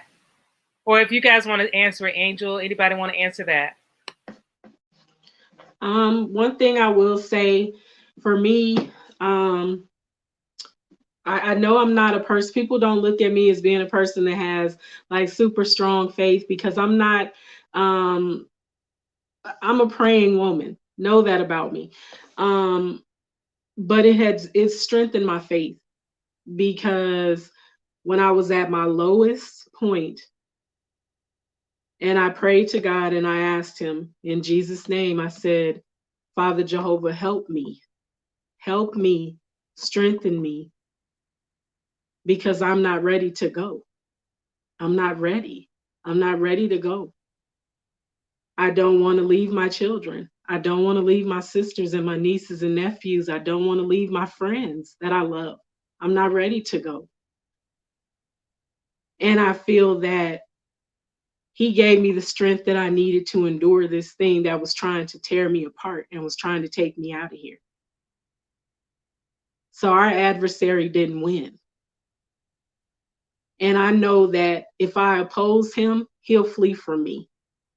And one thing that I started doing that I had kind of slacked off on doing was praying and reading my Bible and meditating on my scriptures. I had kind of slacked off for a while, but I'm back to doing that every morning. And that's how I start my day. And I know that there's people that don't believe that there's a God, and that's not for me to judge. But for me, that's what I do. And that's what I'm going to continue to do. And I am strong, and I'm strong because of him, because he gives me the strength that I need to endure every day.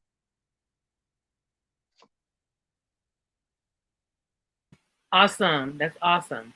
And I don't want to start crying, so I'm gonna be quiet. There's no crying on the panel. Burn. I'm gonna start crying. No crying. There's no. This is all Well, positive. you know I'm a big old crybaby, so No crying. Hey, Nikki Nichols. Hey, Ace. Yeah. Welcome.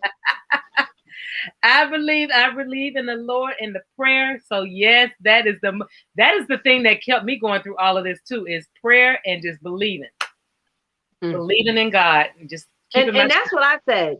Through this pandemic, if you don't believe in nothing, you should believe in God, believe in a cow, believe in a cat, a puppy, or something.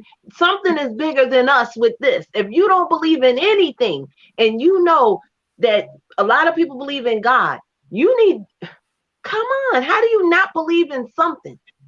Right. I say God, but I understand some people don't, but that's my thing. But okay, you don't believe in God. I do. Do you believe in the universe? Do you believe in a higher power? Do you believe in anything? Buddha? Something. Something. Yep. So what about you, Chef? Because you over there, Minister said, talk, Angel. little chef having a shout fest back there. Go on, sis. I'm with you on that one. Let me tell you something.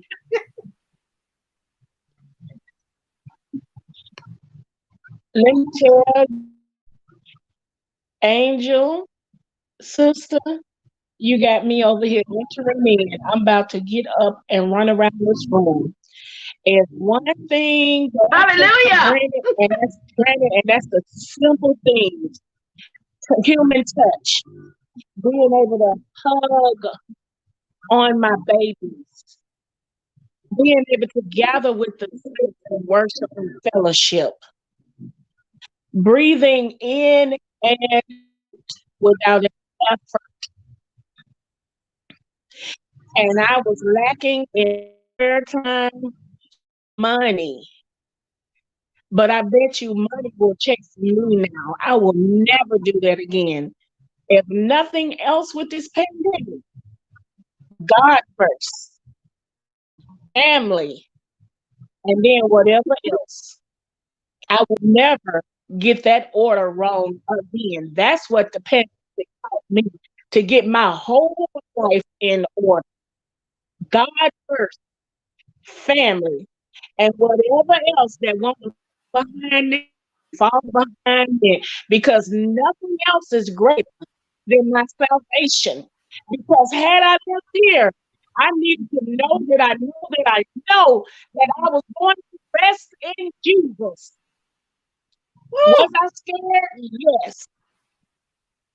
But when those things come against us, we need to have the ability say, for God I live, for God I die. God, if it's your will that I go, I need to know where I'm going and where I'm going to be resting. And that has to be in my Lord and Savior, Jesus Christ. Nothing else matters. Whew. Nothing else matters. Nothing. Learn how to get on those knees and pray and get prostrate. Go in that closet. Whatever you need to do, take time, take 10 minutes. I say thank you, Jesus, before my feet hit the floor when I get out of bed. When I wake up and my eyes open, I'm like, thank you, Lord. Because he didn't have to do that. Yes. Yes. Welcome, welcome, welcome. Go on, sister. You do it. Do it. Woo! Yes, Lord.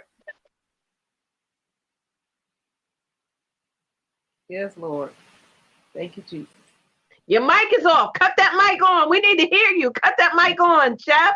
Cut it on. We need to hear that. Woo. Yes. Praise him. Praise Praise him. him. Praise him. Yes, Lord. Thank you, Jesus. And this is from people that have been through this. We have not been there. They have been there. They're telling us.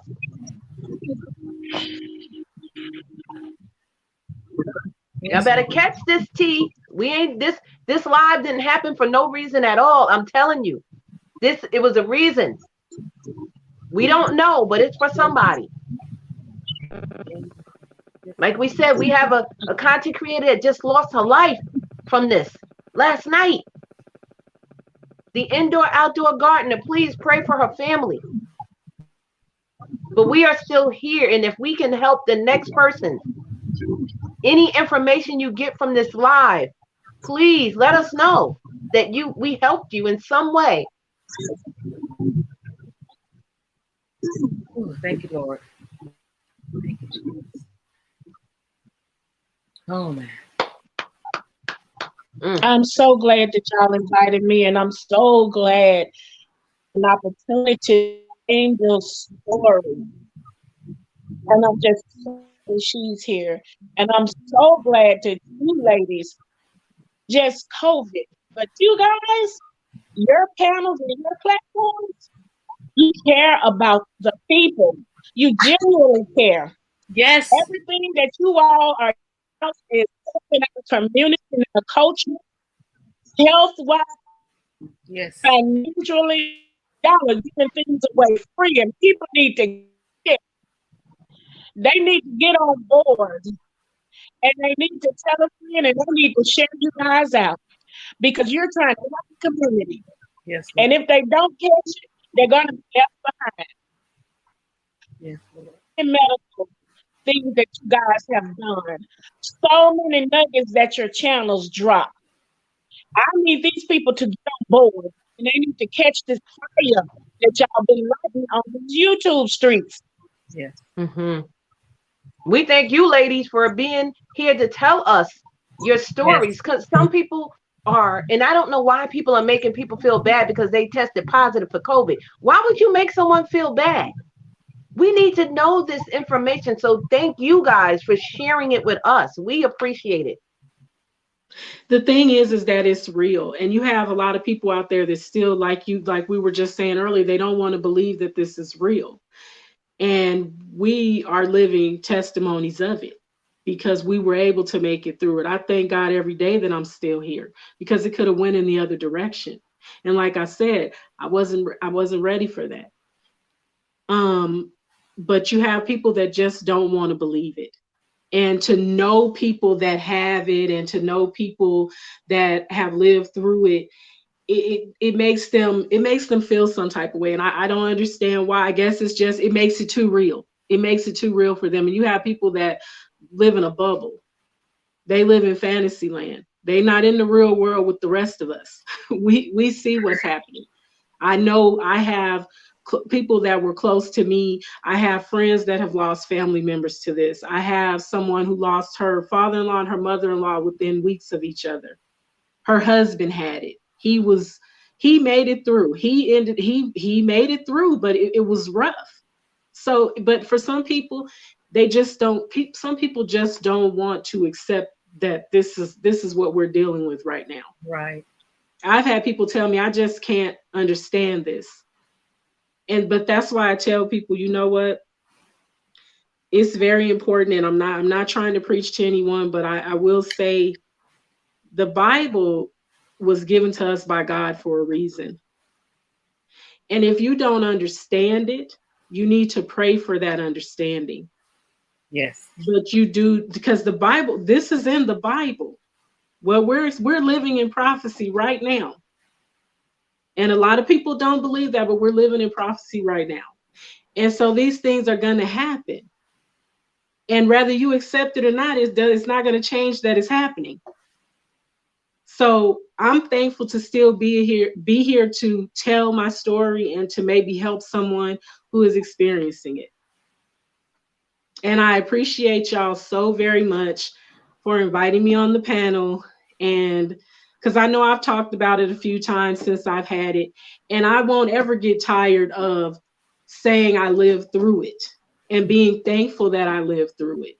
Right. So don't ever be afraid to ask me. Whatever you want to ask me, because I would never hide it. I would never say it didn't happen and it wasn't real, because it happened and it was very real and it was scary. Like Chef said, it was scary. Yeah. But like I said, and like she said, like we've all said, God, he brought me through it. Right. And I know he did. I know I wouldn't have made it through. I wouldn't have made it through without my faith. That's true. That is so true. Which is why I always tell people when I'm running into them, they're like, why do you try to tell people about eating? Right? Because I care. Because God gave me this knowledge, and God brought it to my attention that this is what I need to do. I was stopped in the middle of nowhere with multiple sclerosis. I was on the road of nowhere. I was topping the scale at almost 300 pounds. And I kept saying, God, what did I do? What did I do? And the Lord said, you need to change your eating habits and you need to share. And that's why I was so adamant. People's like, why did you pick that name for your channel? Why are you using that name? Because that's what God brought to me. And that's what I'm sticking by. And it's been doing very well. So I am so thankful for that. And I don't care if you don't like what I'm saying, then you don't have to stay there. But I can guarantee you this, somewhere down the line, something that I said, it's going to resonate with you. And then you're going to come looking for me and I'll still be here. I don't hold a grudge because that's not me. That's not godly. So it's just amazing. You guys have gone through this. I went through a totally different era of the COVID because I never got tested. But because my body was strong enough to fight it, I think that a lot of things happened in a positive manner for me. Now, did I get 100%? No. Do I let it bother me? No. So I appreciate you guys telling your stories because not many people are going to come up and tell their stories because I don't know why. I don't know why. You guys should be on TV being recognized for what you had the exactly because they went through it. Because a lot of people don't. There's like, oh, I had it. Or a lot of people play jokes about it. This is not a joke. It's not a joke. It is not a joke. And it makes me mad when people say, oh, I was just on somebody's channel and that came off because they were like, oh, your dog got COVID. Ha, ha, ha, ha. That's not funny. No. That is not funny. And it bothers me that people do that. I'm like, that's number one, is childish. And if it happened to you, then what? You'll be upset if somebody said in a negative way or in a funny way. It is not funny. Yep. We have to keep our immunity up, take your vitamins. Like I said, the elderberry, the green tea, the hibiscus tea, the black seed oil, the flaxseed oil. So if anyone in the comments, we got 17 people here. If you have any questions for the people on the panel that had contracted COVID, please ask in the chat. I'm looking at it now. I will have her highlighted. They are more than willing to answer your questions. I know I had questions. Again, like I said, like how did it feel? What is your mental state? That had to be taxing on you. It had to. I have lupus and Eat to Live Strong has MS. It's taxing on us with that. So this pandemic, I know it had to be mentally, not saying that you're crazy, but what I'm saying is it makes you more aware of God. It makes you know, Lord, thank you. Because look how many have died. Look how many didn't come through. Look how many was healthy. Look at the children that had it one day and was deceased the next. The first little black girl, remember her mom was either her mom was a cop and her dad was fire department or vice versa. I may be getting it wrong. She was 7. She got it like on a Monday. She died like on that Saturday. And it went to her brain and they didn't know what happened. That fast. She was 7 years old. Was she the youngest one? I don't think she was the youngest one because we had one here that was young. I think they were like 4. I don't know if that was the youngest one, but there was a lady that was pregnant with twins. She had COVID when she was pregnant. She gave birth. They treated her. She went home, died 2 days later. 2 days later. And you're right. There's people out there that's caring for the patient. They get no love. They get no love at all. And they're putting their life in danger to help other people. And then you get people, that video that we shared, the Burn, where the lady was talking about how they were like, just send them to the floor down below. Don't even try. Don't call us if they're on this level.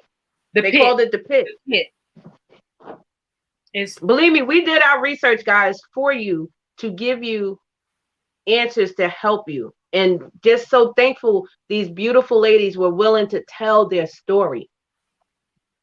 Because some of the things that they told me, I was not aware of, and I've been researching. Right. And I didn't know some of those things. So so thank you guys. I know we really appreciate it. It is sad living better. No joke. It's not funny. You're right. It is not. It is not. I mean, people, they're even afraid about the state of Florida for, what is that coming up? The holiday, the spring break. What do they go down to Florida? Oh my God. I can't even imagine. It's going to be another stretch of it. It's going to be. The Fruitful Wife, I think it's a comment or a question she said in the chat. Oh, say it. There we go. She says, now that you have had COVID, how does it affect or spark your purpose? All right now. Come through. One of you ladies can take that one.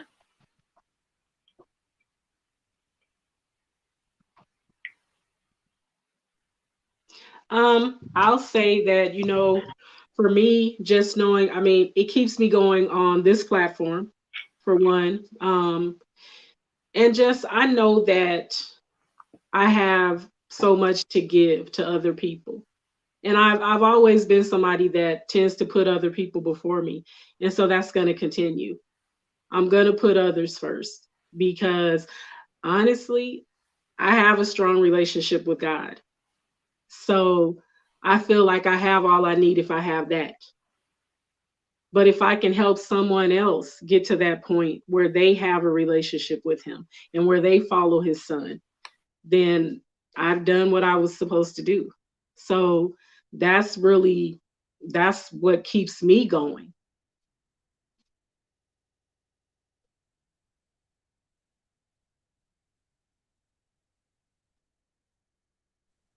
And Chef? It would be my baby that's the question, huh?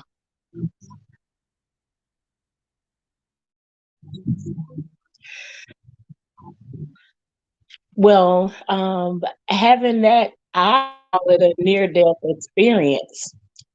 Having that happen to me, I don't hesitate to tell someone that I love them. I don't hesitate to say I was wrong. I don't put off tomorrow. I can get done today because tomorrow is a promise. And it also has encouraged me to take better care of my. So when these things come up against me, my spirit man and my physical man can work together.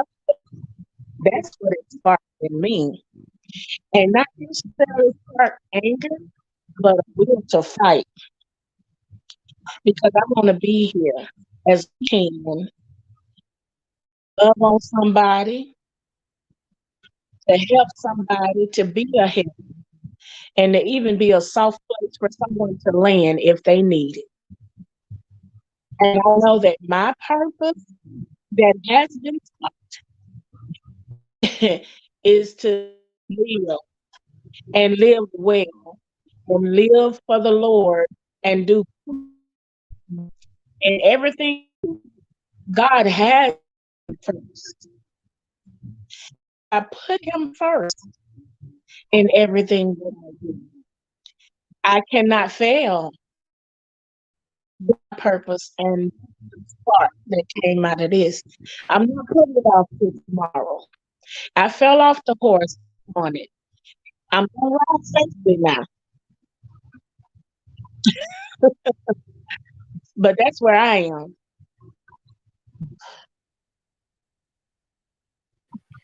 Okay, so question for you ladies, because you guys both went through the mess of that COVID, do you think it would be anything different that you would have done prior to your diagnosis? Was it for you, for example, for you, Chef, would you have let that person, being as though we know it was during that time with COVID, do you think that you would have let someone into your space as freely as you did? Or well, I wouldn't even say freely, but do you think you would what would you have done differently?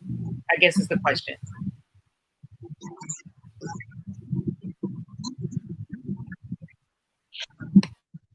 That's a very good question. And number one, to be a certified food protection manager, I should have had a plan in place that I didn't do. If she wanted to come over and help me stand beside me do dishes, said no, I got it. There should be rules. Do I need to continue in my business during the pandemic? There's a way to do it, but you can't. You see, all it takes is that one small, close contact to almost put me in my grave. My mask hanging off my ear, hers is off. I'm at the sink. Me and my thumb in my boot water, busting suds. And she offered to help, and that's cool. We're laughing, talking about the dishes to be done. But guess what? That one moment almost cost me my life. So would I do something different? Yes, ma'am. Yay and amen. A process have to be in place.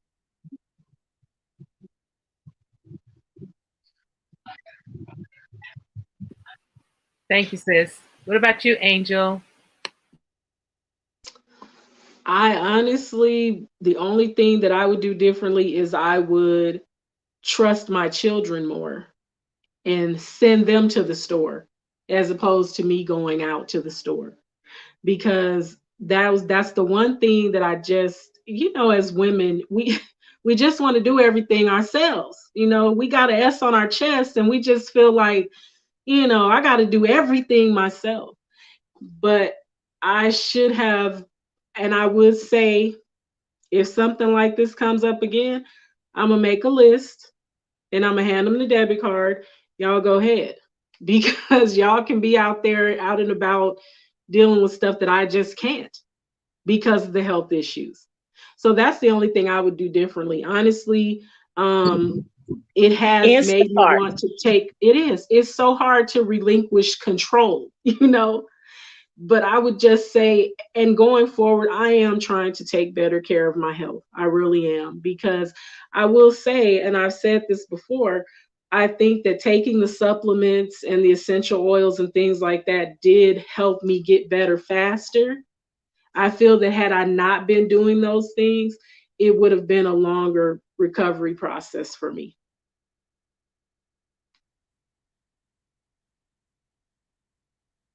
So that's, yeah, I have to learn how to accept help, and I have to learn how to ask for help.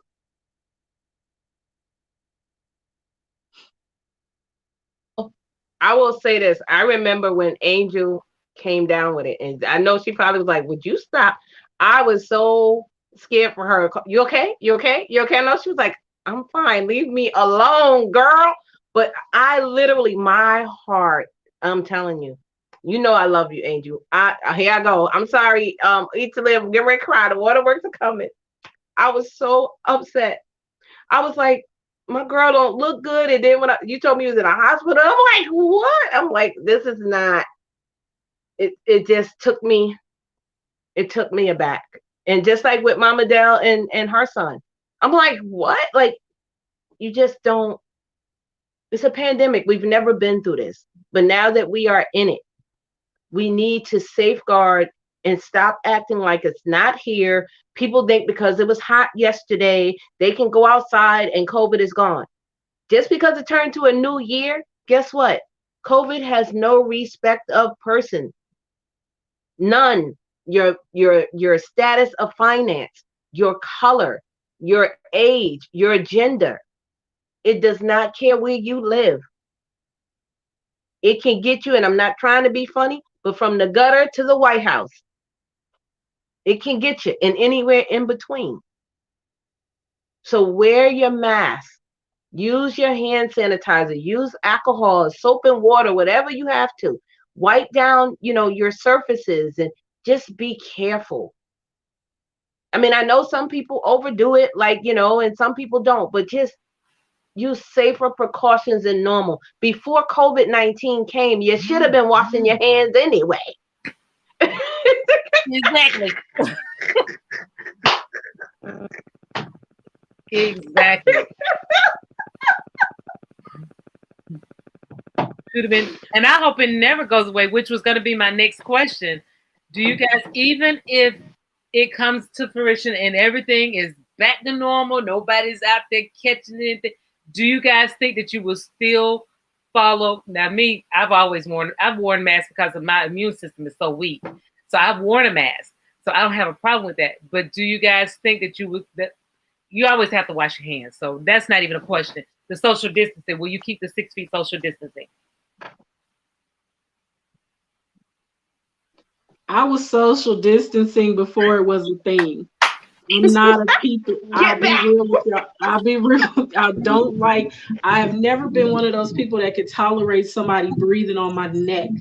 Like if I'm in a line at a store prior to COVID, I would look back up, like so close to me. And I would say it in a different way, of course. And I had to learn that, you got to tone it down. You can't say that kind of stuff to people in that way.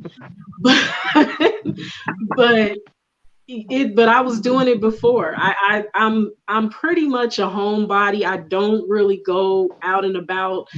I will say that once, the numbers do start to go down, I do look forward to getting together with my family and my friends. But we won't be doing it in 30 and 40 and 50 people.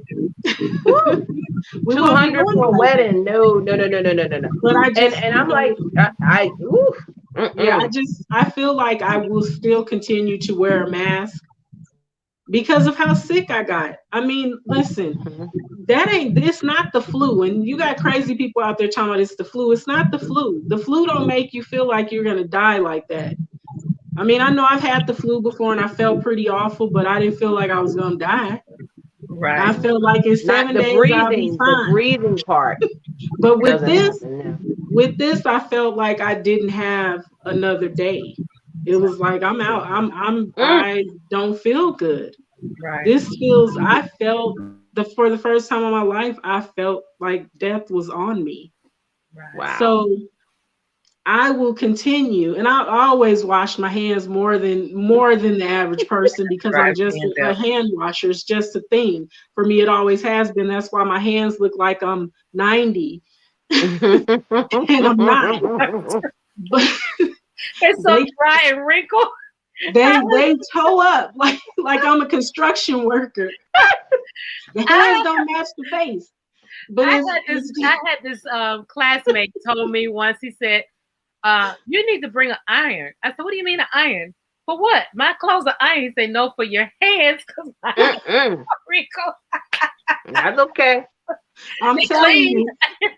Exactly. They might look ugly, but they clean. They clean. Now, hold Hello. that's just one of the things that I feel like I'm going to continue to wear a mask, only because you just don't know what's coming next. Right. We don't know. So I just feel like I don't mind wearing the mask when I need to go to the grocery store. If I want to go somewhere, I'll put the mask on. But like I said, for me, social distancing was a thing before it was a thing. And Well, here's I know for me, oh, I'm sorry. I'm probably not going to travel with. I'm so glad I got to go to Bermuda on my 2 cruises. I doubt if I will do any cruise going forward till I meet my maker. Um, movie theaters, bowling alleys, that's a no for me. Clubs, even restaurants, I'm kind of iffy about. Now I might go in the restaurant, get my food, and come out. But as to sit and feel comfortable, it for me, my mental state, I'm not there. And I like you, Angel, I will wear my mask. I will keep my mask on, and I just hope they never come to the point of, oh, uh, you can't wear a mask in this place or else you can't enter. I hope it doesn't come to that, because just like they're saying no mask is mandatory, if even though you said that, you're only the governor or whatever you are of that state, even though you said that, if I don't feel comfortable, and I say this with love, believe me, I'm not speaking against anyone because I have friends that are all genders. But if someone that is a different gender can say that they feel like they're a girl or they're a boy, and we have to respect that, you should respect me saying I need to wear a mask in this place. Right. And like I said, nothing against, gay people or anything like that. But they have a thing where they said that they feel like they're a boy, but they were born a girl, or they feel like they're a girl and they were born a boy. And we have to say sir or ma'am. Then if I say I want to wear a mask, you should respect me on that. Right. And as for me, I probably will never stop wearing a mask. That's just how I am right now. And so what about you, Chef? I feel you, Vern. Me too. Okay, Chef, your go. For me, as a caterer, as a part, the fruitful wife and I will probably have that as part of the uniform when we're at weddings, which will start again next year. We still will probably keep the mask. We've done the weddings during the pandemic, and we had safety masks, and we did play it. We didn't allow people to group up because we didn't want people standing around and open food while we were some plates. And the executive chef and me and myself all wore masks while we were preparing other people's food and gloves. And we sanitized the kitchen. So it's a lot more work. And of course, it costs a little more because you have to go extra steps.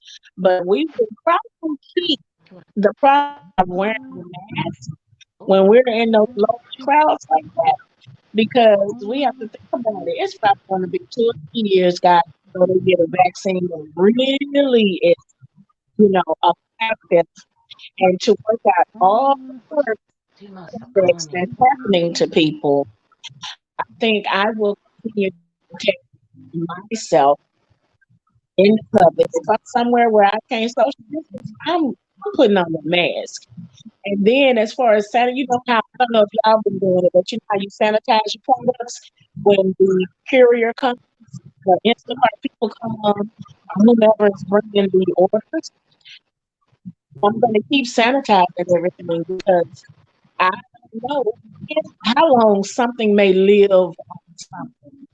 And I don't know what the Amazon UPS, I don't know what y'all got, I don't know what y'all doing, but I don't want any claims against my liability policy, so I have to keep taking precautions. So I think I will keep a lot of the processes in place that CDC has. Okay. Well, me, I will keep them. The mask, and of course, I've been using sanitizer for so long. I had a customer. This was back in the early 2000s, and every time I would shake their hand or whatever, I would use I had the one on the keychain. And he was like, "Are you saying, are you insinuating? No, I do it to everybody. I do it to my mama. so, so I will definitely keep the hand sanitizing. I will definitely keep wearing the mask. Definitely the mask and the social distance. And yeah, Vern, just a second. And another thing that I will do for sure is, and this is a tip for you guys. If you are in a grocery store and someone is not practicing the 6, I want more than 6 feet because I'm not quite sure that they actually measured it right. That's what I always tell my husband. I said, I'm not quite sure that they measured that 6 feet because I know, like the Dollar Tree, they want to get as many people in as they can. So I don't think that's 6 feet. So I stay back further. I dropped it, Vern. And if what I do now is I put the shopping cart behind me so that they cannot get up. Because even if we weren't going through the pandemic, you can't even swipe your credit card without somebody looking at how much you spent. So I'm like, please, can I get some distance here? I don't like you breathing over me. I've never liked that. I don't like anybody behind me. So, Vern, I dropped the link for you. I hope you can get it up there. That is so smart. Yeah, put the shopping cart behind you. And some people will be like, can you move? No, I'm not done. And if somebody's getting real snippy about it, leave a couple of things in the cart. That's what you do. That way you're not starting an argument. You ain't got to worry about nobody fighting at you and all that stuff because you still got your grocery in the cart. You're not ready to put it up on the conveyor belt. So I definitely keep the shopping cart behind me. And then with the mask, I had one incident where I forgot the mask. I felt really bad afterwards. And I told Vern, I said, I got back in the car and got the mask. And it was in my purse. I put it in, but I took the hand sanitizer and started wiping it all over my face. I was like, oh my God, I was in it with no mask. But you can always put your mask on. Thank you, Ace. You could put the mask on the door. So you got to open the door, right? There's your mask. My husband. Sorry, I got a call. You said what now? I got a call and it kicked me out. Oh, okay. So yeah, I do have one question for all of you guys, and maybe it's just me. What is the purpose of wearing, the clear mask that you have, the shield? What is the sense of wearing the shield when there's nothing here covering, but you don't have on a mask? Maybe it's me, but tell me, am I looking at that wrong? Because I don't understand. It's like you're still not protected because if someone sneezes over there in the corner, the particles are still going to come. Man. Yeah, they're supposed to have both. You're supposed to have both. No, they don't have both. And I know some people don't. My doctor told me because he had on the shield and he had on a mask. Right. And he said, you're supposed to wear the mask. Because I said, oh, do you have to wear the mask with the shield? Because remember, I think I asked this in one of my live videos. I asked this question. But he said, you need to wear a mask under the shield. Thank you. I thought it was me because I see people, they had weddings, but they had the shield with the glasses, but they didn't have nothing here. And I'm like, but I could go like this and have COVID on my hand and touch your face. Like, I didn't get that. Okay, I thought it was me. Okay, so that's what I thought. I'm like, that just seems nonsensical. Some of the masks that they're selling on Amazon, they are open up here and still can get in there. And when they sneeze or cough, the still can get in. So this should protect your eyes, but you still need the medical mask, the N95 or whatever you're choosing. You still need that for your respiratory. Yeah, just give me a hazmat suit. I'm okay. Yeah. And I don't like those blue surgical masks. I know that they're for doctors, and I feel that they're not secure. For me, they're not secure. I need two masks or a thick mask or the one with the suction cup on it with the air filter. I need something like that because that little blue mask doesn't work for me. I'm telling you, I'll be okay with a hazmat suit. Just my husband bought me Article 100 mask with the two on the side. Oh, okay. How comfortable is that though?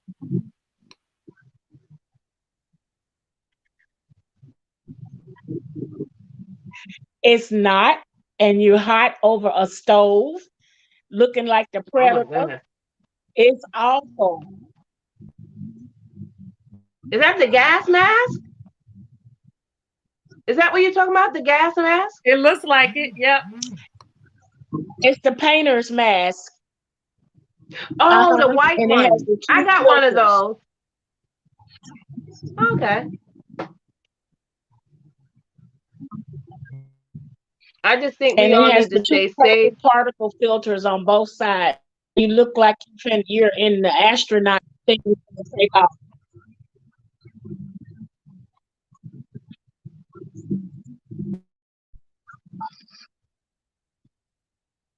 What about travel, guys? Anybody planning to travel like long distance, like on an airplane? What do you think about the regulations on the airplane?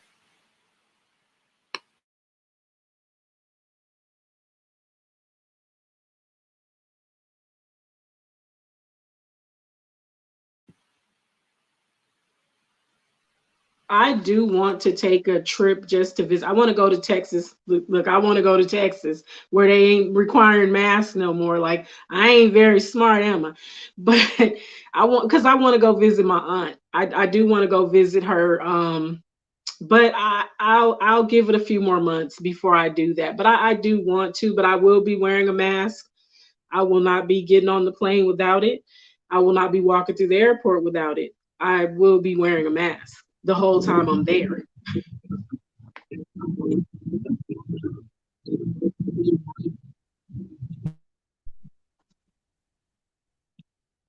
We're traveling this weekend to Hill, Devil Hill, South Carolina, but we all have had our COVID test, and I've asked, the staff to quarantine us to pull off Sunday morning. So even with that, with driving, we're going to wear masks on the road. I'm sorry, I don't trust it.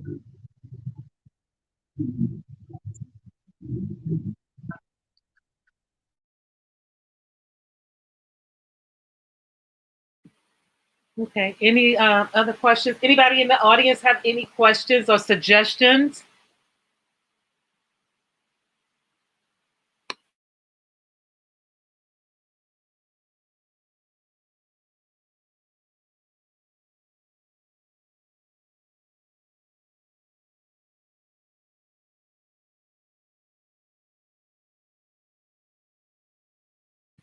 Okay, Ace said maybe in a couple of years, but not allowed out of Australia at the moment.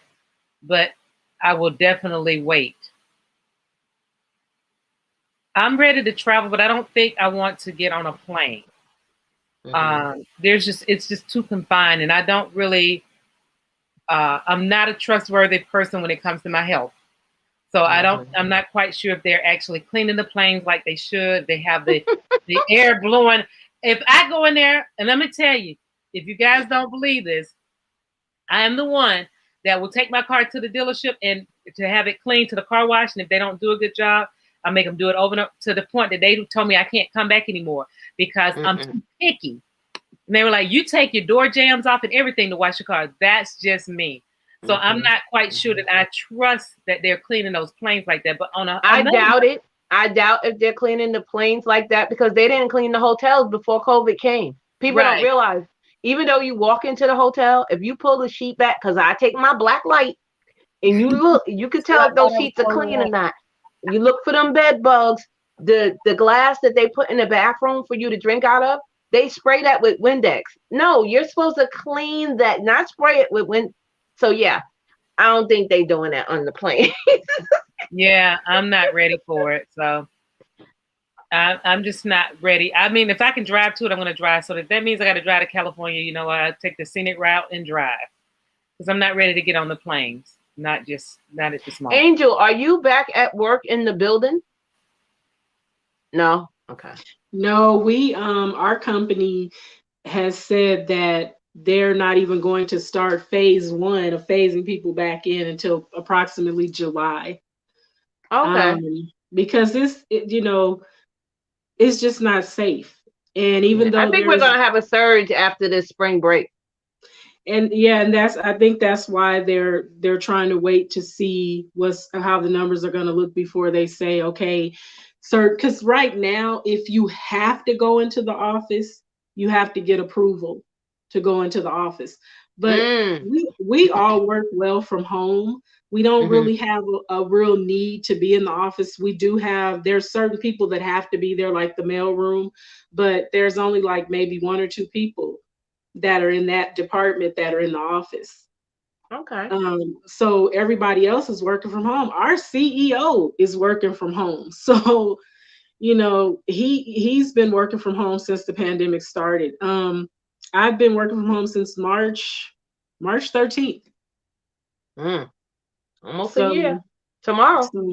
I'm Tomorrow's fine. the 13th. Yeah, I'm fine with it. I have no problem working from home.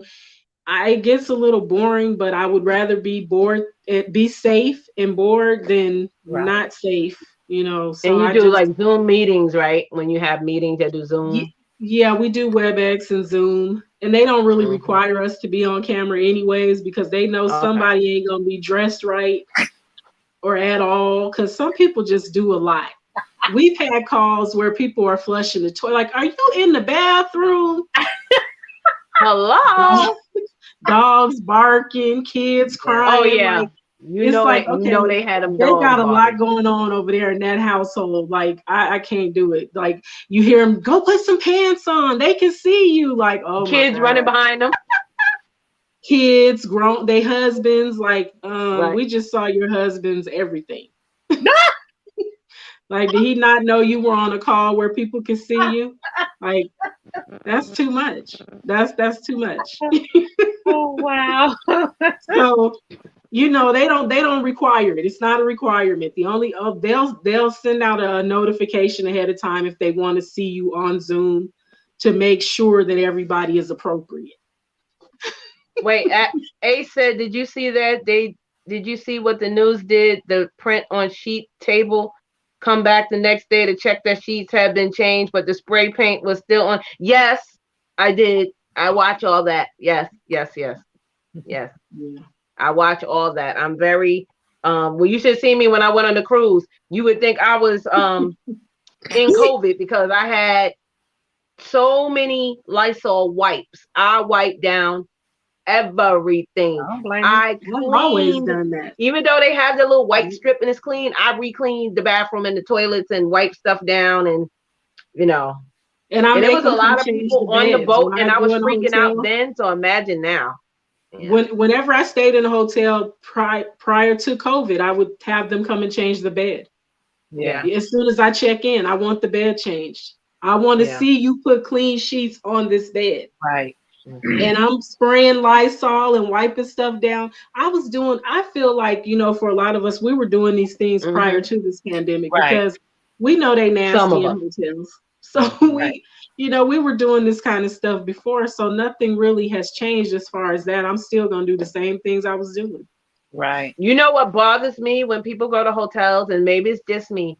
When you walk in a hotel room, okay, and you got your luggage, what do you do well, not me, but what do you do when you bring in your luggage? What's the first thing you do? I always put my luggage down. Like I said, I don't put it on the bed. I never put the luggage on the bed. I sit it on the bed. I hate when people bring it and put it on the bed. You just scroll through the streets of New York, California, Delaware, and you just put this suitcase on your bed. Ew.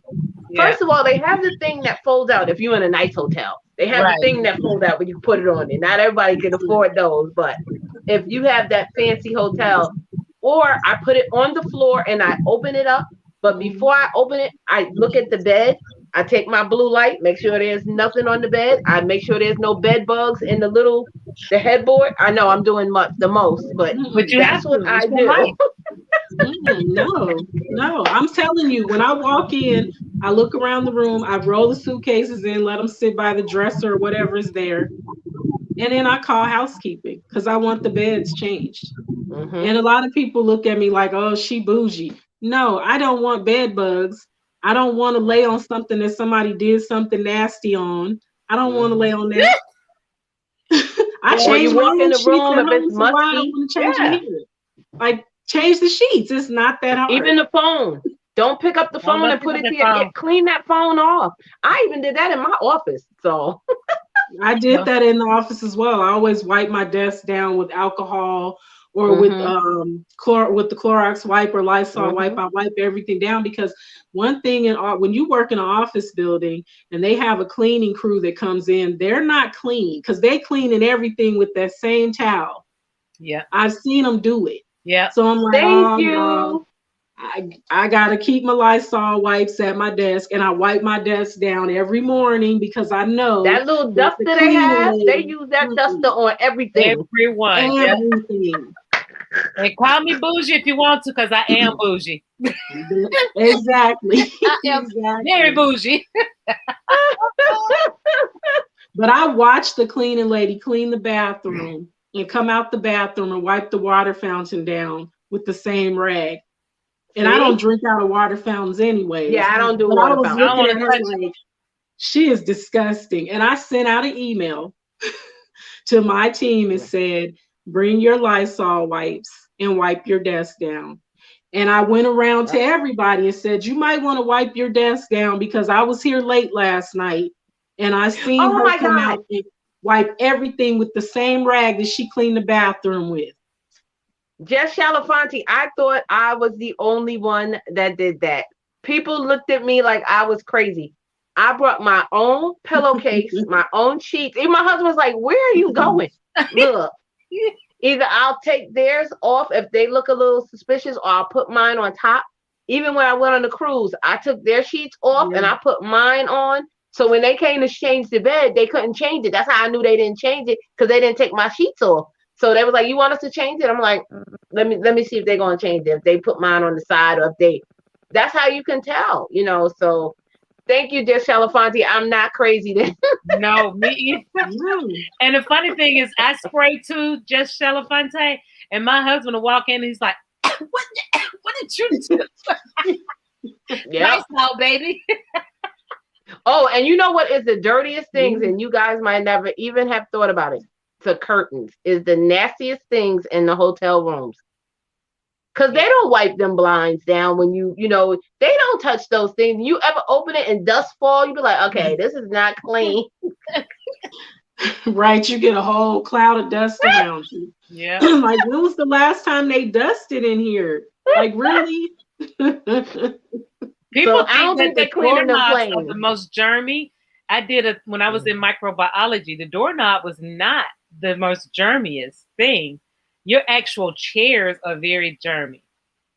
People sit down, and when I go, if I don't have my pillow with me, I will take newspaper or whatever to keep from sitting in the chair, because you don't know what people bring in to the hospital, the doctors. I'd rather stand up. I don't even want to sit down because I don't trust this chair at all. Yeah. So, especially if it look all wet and dry.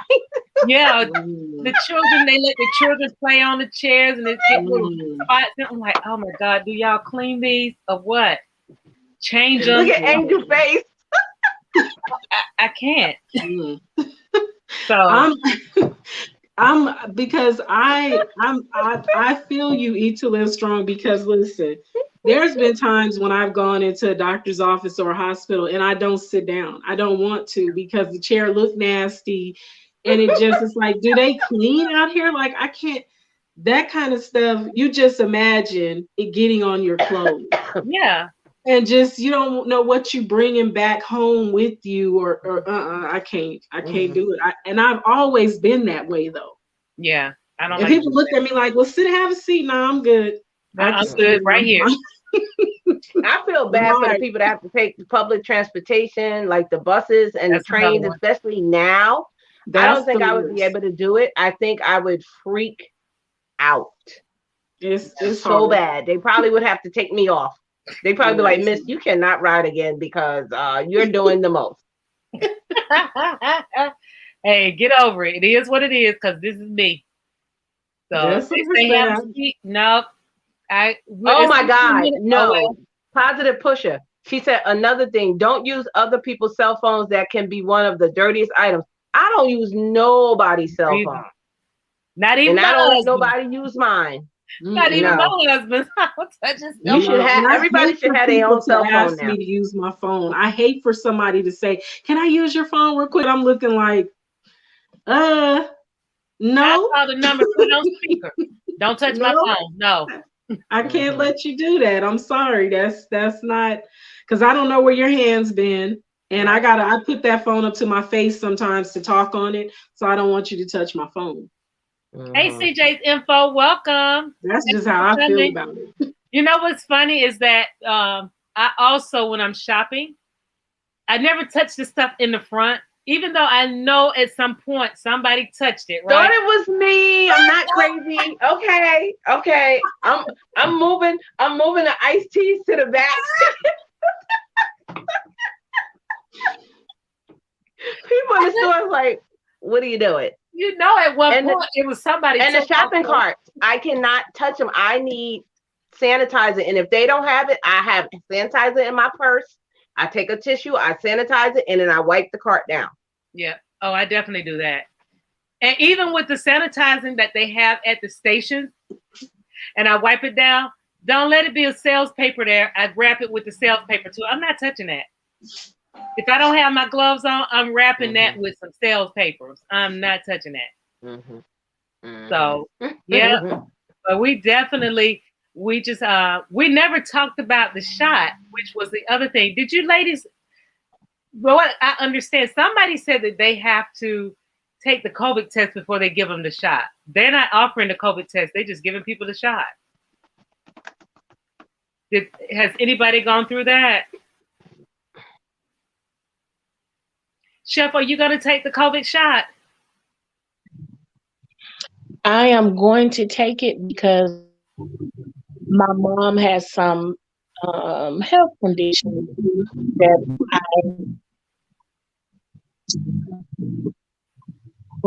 want to I want to take it. Normally, I've never been the vaccination person ever in life. Probably the last vaccination I had, I was in college, and I forgot what that was for. But before I could enroll in the state, I had to get some, but I forgot what that was. But because my mom actually had a couple of near-death experiences and a couple of things that she's dealing with, um, I'm going to take it, but I have to wait because I had COVID, so we can't even get it right now. We have to wait so many days. But I'm going to take it. I don't want to take it. Um, and my husband and I are talking a little bit more about it, but I think because we are circumcised, So you have to wait how many days before you take it? 6 to 9, I think 90 days. 90 days?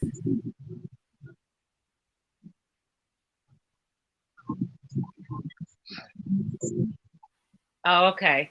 What about you, Angel? Are you going to take the vaccine? Sorry, y'all, I'm a little out of breath. I had to run down the stairs and let my son in because he didn't have his key. Um, I because I had a doctor's appointment today, and he did tell me that he's going to have the one dose, the Johnson and Johnson vaccine next month. Um, I, I'm not sure. I'm just a little bit afraid. So between now and then, I'm going to be really praying hard about it because I just I don't know what's in it. So I really need to research what's in the vaccine first. Um, and because my fear is I don't want them giving me this vaccine and I get sick again because I can't even take the flu shot. And I know this is not the flu shot, but it does have, they say, a small amount of active virus in it. Well, the active virus almost took a girl out. So I'm I'm like I said, I'm gonna really make it a matter of prayer because I don't know for sure if I want to if I want to risk it. So we'll see. I'm gonna keep y'all updated on it though because he does have it and he did recommend only getting it at his office. And see, this is the thing. They don't tell people that you don't have a lot of doctors that are honest about things, unfortunately. But I feel like my doctor has always been very honest with me about things. And he said, I don't want you taking it from the health department or from any clinics. You come to me. So that made me feel as though they know that the private providers are going to get the best medication, the best vaccines. That's how I've always felt about vaccines, is that your private doctors get better quality than the health departments or the clinics and things like that. So we'll see. Now I've heard that CJ has put on there he's been vaccinated all his life and it doesn't bother him. He's had his first injection of not injection, his first vaccine, I think a couple of days ago, and he just said his next one is on the 31st. Now I've had two people, one of which is a YouTube creator that did the 2-part, and then my BFF, she did the 2-part. The first day was fine. The second time they said was hell. They were really sick. One was nauseous. She was fatigued. She had a high fever. She was on the verge of going to the emergency room. So both of them didn't do well with the second dose. So I figured if I do finally decide to do it, it's going to be the one time. You only get one shot with me. One. And my doctor, you also got to remember me, the Johnson & Johnson, the one shot is not as effective as the other one. I think it's only 80% or 82% or something. I'm saying the numbers wrong. But the first one with the 2 shots is a little bit more effective. I did ask my doctor, was it necessary to have 2 shots? He said it is not necessary to have 2 shots. But some companies, different manufacturers have manufactured it in 2 doses, and Johnson & Johnson did it in 1. Now, he told me that his brother-in-law and his sister-in-law had their second dose. He said the second dose made them both really sick. That his brother-in-law had 104 fever, and his wife's temperature was 102. His brother-in-law, he almost ended up in the hospital from the second dose. And his wife, I believe he said she did have to go to the hospital. Like I said, they said it packs a punch and it's a violent reaction. I see. I'm not lying to you guys. That to me, and as I was telling you all earlier, the lady that lives in Utah, the 39-year-old woman that died after the second dose, that's a powerful punch that took her out of here. So I just, that's why I'm like, I don't know. I just don't feel like they know enough about it. Now, if I was to know someone who has the same health conditions that I have, that have asthma and had COVID, and they get the vaccine and they don't die, that might give me a little bit of hope. But hearing of these people getting so sick and dying and all that kind of stuff from it does not make me want to have it. Because the flu shot, like you, Angel, it's too fast, it's too quick, it's too much. And I'm allergic to so much stuff. Yeah. At this point, as of today, I don't feel comfortable taking it. Right. And now that doesn't mean come December, I don't know, depending on how the world progresses. But as of now, I don't feel like I'm ready to take it and feel comfortable in my mind. Like, oh yeah, it's the flu shot. Give it to me. Like, I don't feel that comfortable. Even with the flu shot, I'm leery. But with this, I can't even take the PPG that you take for college. So, you know, I'm scared to take this. In the hospital. The flu shot put me in the hospital. So I have an issue with vaccinations, clearly, because the flu shot, I got so sick, I had to be in the hospital. Wow. So I'm not telling anybody not to do it. I just know that for me, I want to wait and see. I just need to see more positive stuff about this vaccination before I go and be like, yeah, I'll take it. No, I want to see some positive things about it, because so far it's been pretty negative. Right. Yeah. Even Ace said, antibiotics. Yeah. So I'm not comfortable. I know, CJ, that the technology is advanced, but and I'm not trying to say nothing against you, but they still don't have a cure for cancer. They don't have a cure for AIDS. Not saying that this is a cure for COVID, but you guys are working on this vaccine to bring it this fast. I don't know. I'm not comfortable yet.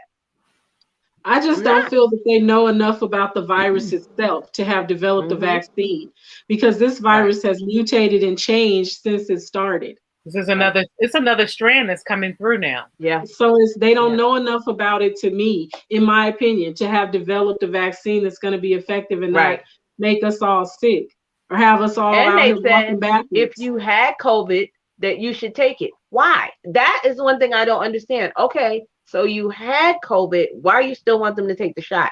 Like, you need to tell me why. What is that reasoning? Because I don't understand that. And so they did test you had COVID, so now they want to give you the shot to get COVID again. I don't get that. I was tested again for antibodies today. So hopefully it comes back positive for antibodies still, because when you develop a resistance to, your body builds up those antibodies, that's a natural defense. And so I feel like, well, then why do I even need to get the vaccine? Like, y'all not going to play with me. I want to wait and see, because I don't want to end up back in the hospital or worse because of the vaccine. That's why they said the second dose packs a powerful punch, because your body's trying to fight off this foreign thing that they're injecting you with. It's like cancer. They give you that medicine for cancer, but it's poison, but they're fighting the cancer with poison. It's like, what? And killing your healthy cells, killing everything that's healthy, that's in your body. That's what chemotherapy and radiation do. They kill off healthy cells. That's why some people get very sick going through those treatments. They get sick. Yeah, but they need to test it on a rabbit, a cat, a dog before they test it on a human. I'm sorry. I'm just being honest. They're doing it for the expecting mothers now. And I think they said that one of the ladies, she's been reporting back that she's been pretty good with it. So I don't know which one she took. But I'm not a test dummy. Exactly. If you guys really knew what was going on with to become the test dummy, because I worked on a panel of that before, and it was not a good thing. I almost hated to tell people to sign on the dotted line, because they make you sign so much paperwork. People don't really read what they sign. And that's I do. I have. When they were doing the testing for lupus, but you have to read the small print. They also say if something happens to you, that they're not responsible. They're not paying your life insurance. They're not doing. You got to read that print. That's that little. Yes, that small print. Yep, that is so true. And it's way at the bottom behind. Yeah, a lot of people do not. Let's see. CJ said his wife is a Oh, wait a minute, I skipped one. That was it. My wife received both Pfizer shots about 3 months ago, and she was fine. Her body was good, no issues. I'm saying that applies to, not saying that it applies to everyone. I'm just saying so far so good. I'm so glad that she's doing well too, CJ. She's a pharmacy tech in a hospital. So, but I also think it reacts differently. And again, not being prejudiced, but I think it reacts differently to Black people and white people. I really believe that. I know I shouldn't think like that, but I do. Nurses are coming out with what is really happening. Yeah, Vern and I was looking at some of the videos that I looked at. Like I said, the one I looked at last night resonated with me so badly. I mean, she had a good speech behind it. But one of the nurses traveled, and see, just to think that I was going to be a travel nurse. I'm glad I decided not to do the travel nurse part. But she is away from her family. She lives here in Atlanta, and she's been away from her family. But one of the nurses, she was young. She don't have any children or anything, and she did everything as safe as she could. She ended up with COVID. She ended up with I did have a question for Chef. So your mom, you said she was 80? And your husband, all three of you, are you saying had it?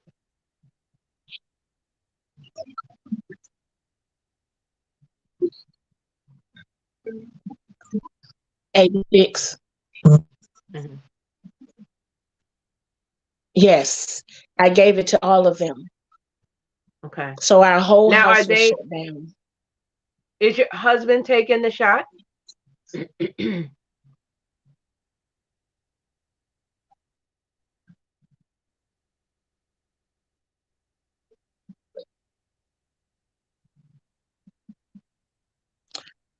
Yes, he's definitely going to take it. He helps me as well.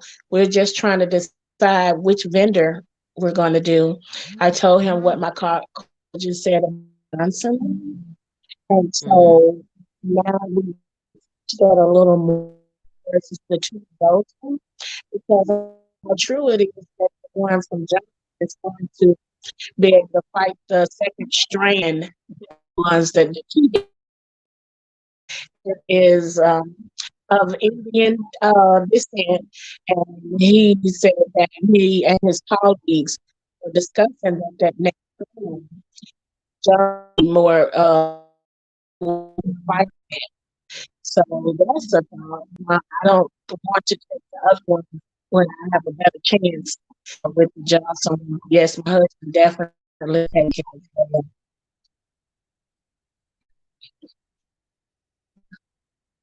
So, in closing, does anyone have any other questions, or is it anything else you guys want to say? And again, we thank you to all that's here in the chat. We thank you to our guests that openly gave us information that was so important about this COVID and the reaction that you guys had to it. It really, really, I'm telling you, we thank you so much for that. We really do. Yeah. You've been wonderful. I appreciate you guys both for coming up, talking. You ladies have been wonderful. Verna, I so appreciate you hosting with me. And I thank everybody from coming out. We've got 13 people in the chat. Hey, ladies, what do you guys got coming on your YouTube channel? Any content coming out?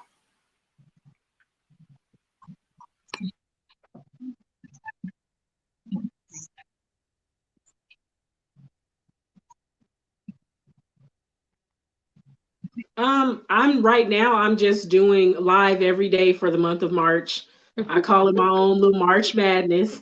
Um, so today is what, day 11, day 12. Today is day 12. So that's what I'm doing, and I have been trying to put out content here and there as well, so it's not all lives, but I have, I think, 2 videos that I need to edit that I've done this week since I've been off, because I took some days off from work just to kind of take a step back because I feel burned out, so I needed to take some time off. So I go back to work Tuesday, so I've been off since Wednesday. But that's all that's happening on my YouTube channel. I tried to do a vlog today, and unfortunately, it was such a rainy, nasty day that it just didn't work out the way I wanted it to. So, but I'm still going to do that because people have told me I should do vlogs. So I'm going to try, to get a vlog out sooner than later. Okay. And Chef, what do you have coming up?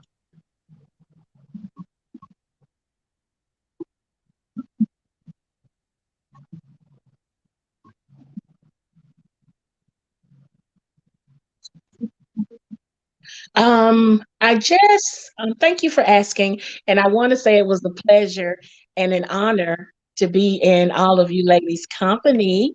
I actually have a meal prep video that Gigi and I just did. I think I posted it yesterday, but when we are in North Carolina on Saturday, I think I'm doing live every day that we're there, 7 days, showing us preparing the meals for the guests. We're going to be doing breakfast, lunch, and dinner, so there'll be plenty of content there. And the proof of wife, she's created for every day, and every day is different. I'm going to be grilling for them someday, so I'm excited. So that's the content I'm going to have coming up, and I'm just so excited about it. Okay. Awesome. It's your turn, Vern. Well, I put out a video today for my second channel, VMAX Show. I did a product review from Dollar General. It's only about 10 minutes. So if you guys can put in your watch later and watch that. And then tomorrow, I have Wine with Verns, which I'm super excited about, on Verns Down Closet at 1 p.m. We're going to be doing a brunch where we're going to sip on some wine and cheese and crackers and grapes and strawberries and chocolate or whatever you have.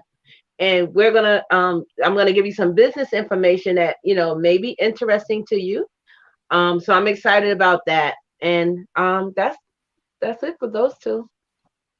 Well, I don't have anything that I'm putting out because I am trying to get finished with those WHs. I'm just going to go live. I'm going to do a random live. I am too You tired. might have had it after this one. I hope so. Because I am too tired to put anything else out. I do have 2 videos that I really need to put out. But you guys will know because I'll put it in the community tab and I'll mention people on there. But other than that, I'm just trying to go live and make it do what it do. Make it do what it do.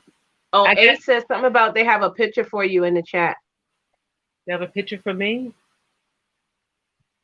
I have that picture for you, but not how to get it to you. You want to email it to me? You're more than welcome to email it to me. Ace is not website for you can't do it very well. So, yeah, I just put VMAX Show's link in the chat, guys. So if you guys don't have VMAX Show, please go help our sister out with that. Thank you. And Ace, you can just email it to Eat to Live Strong, just like my channel name at gmail.com. It was really a pleasure again, ladies. I really appreciate you guys. Thank you so much. And if you guys know, if you need anything from me, you can always reach out to me. I'm always available to help you with anything that you need. So we also, Vern and I also do, not only are we doing this panel, we're gonna start trying to rotate it. Maybe we could do it on the VMAX Show channel. Also we're gonna do game night. Oh, our game night. The pleasure is all mine. You gotta go to game night. Game night is fun. Fun. Bring your brains. Yeah, I know. It is so much fun. And BC Chef, you are wonderful. And it's funny, we're not really family, but we family. I call her my family in-law because she's on the side of the world, come from the side of the world with my I know. And she did her first live not too long ago, guys. Yeah, I missed it. Amen. Yeah. And I want to tell you also something about Chef BC. The first encounter that I had with her, I met her on Vern's channel on one Saturday. And then after that, I was doing a shot with me and I was at, where was I? Joanne's. And she popped into my live. And my husband had took off with my credit card and I couldn't buy my stuff.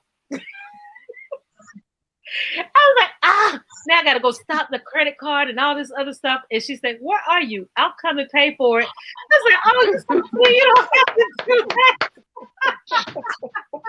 I was like, oh, she family, because they do that over there. She was going to take out, wasn't it traffic outside too? She was going to come to me in the traffic. I said, honey, I would have been cash after you something. But thank you so much for coming. I knew you were a real one. You said what now? Care.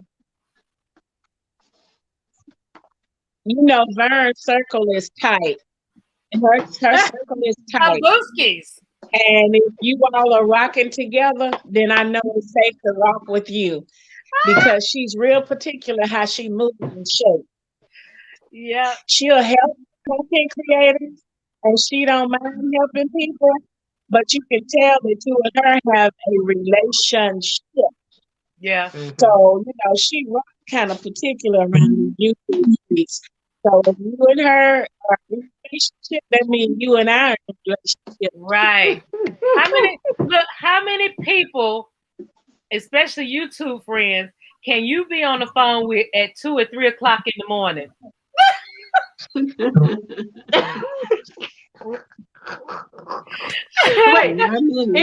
what are you doing up? Look, I'm at 3 o'clock in the morning popping popcorn. What are you doing up, Bert? What are you doing up? I'm eating popcorn. can't sleep. I'm eating popcorn. Wait, Hey, wait. Bowling And when Graceful, Angel go live, why welcome. I always seem to be the first one that pop in? Yeah, and it's like 10 or 11 o'clock on your end and you still wide awake. Yeah. Yeah. But I appreciate that though. I appreciate you for always supporting me because you know me with lives. I don't love them. So I'm really pushing myself to do this every day. I'm going to And I'm join I'm so Angel's proud of you. family I'm so proud of immediately. you. I'm like, woohoo! And I'm gonna Yes. join yours too, Chef. I had just pulled you up, so I'm definitely gonna join your family. And while we're talking about family, Bowling Graceful just popped in the live, but she, sis, you came. That's all that matters. She has changed her channel name. She was Lux Granny Grace. That's the one of those her first video when I first met her on. I think I was on a Crockett Way. That video was life. That was the cutest video ever, and I will still talk about it.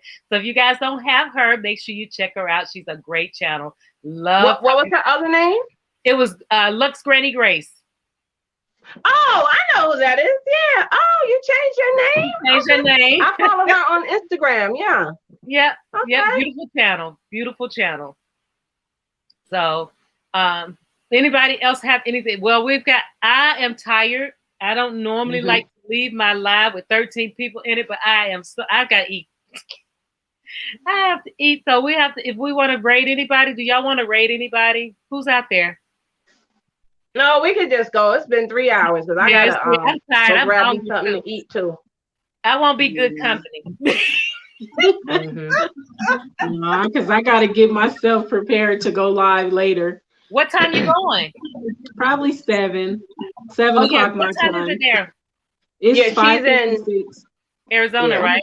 I'm in Vegas. Vegas. Yeah. So what time is it there now? It's almost 6. It's like 4 minutes to 6. Oh, you got to be live in an hour. Yeah. Yeah. Okay.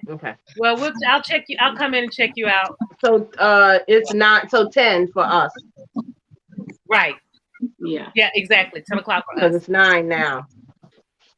So yeah. So All guys, right. we've got 4 minutes before I hit up on that 3 hour. We rock. Thanks for rocking with your girl. Hey, Angels Army. Thank you for stepping back in. You have a great evening. I appreciate you too. So guys, you have a wonderful weekend. Don't forget, please, please, please don't forget. Wash your hands, wear your mask, and keep your social distancing. This is real. And mind your business and drink your water. Look, either that or go get the wine from me and Vern. Okay.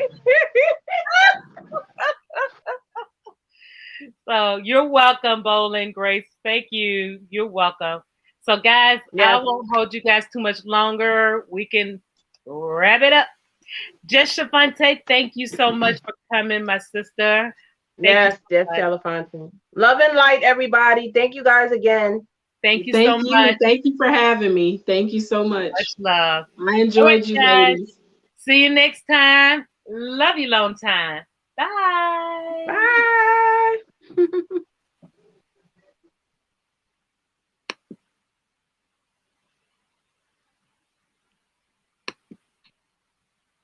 All right, girl. I'll talk to you later.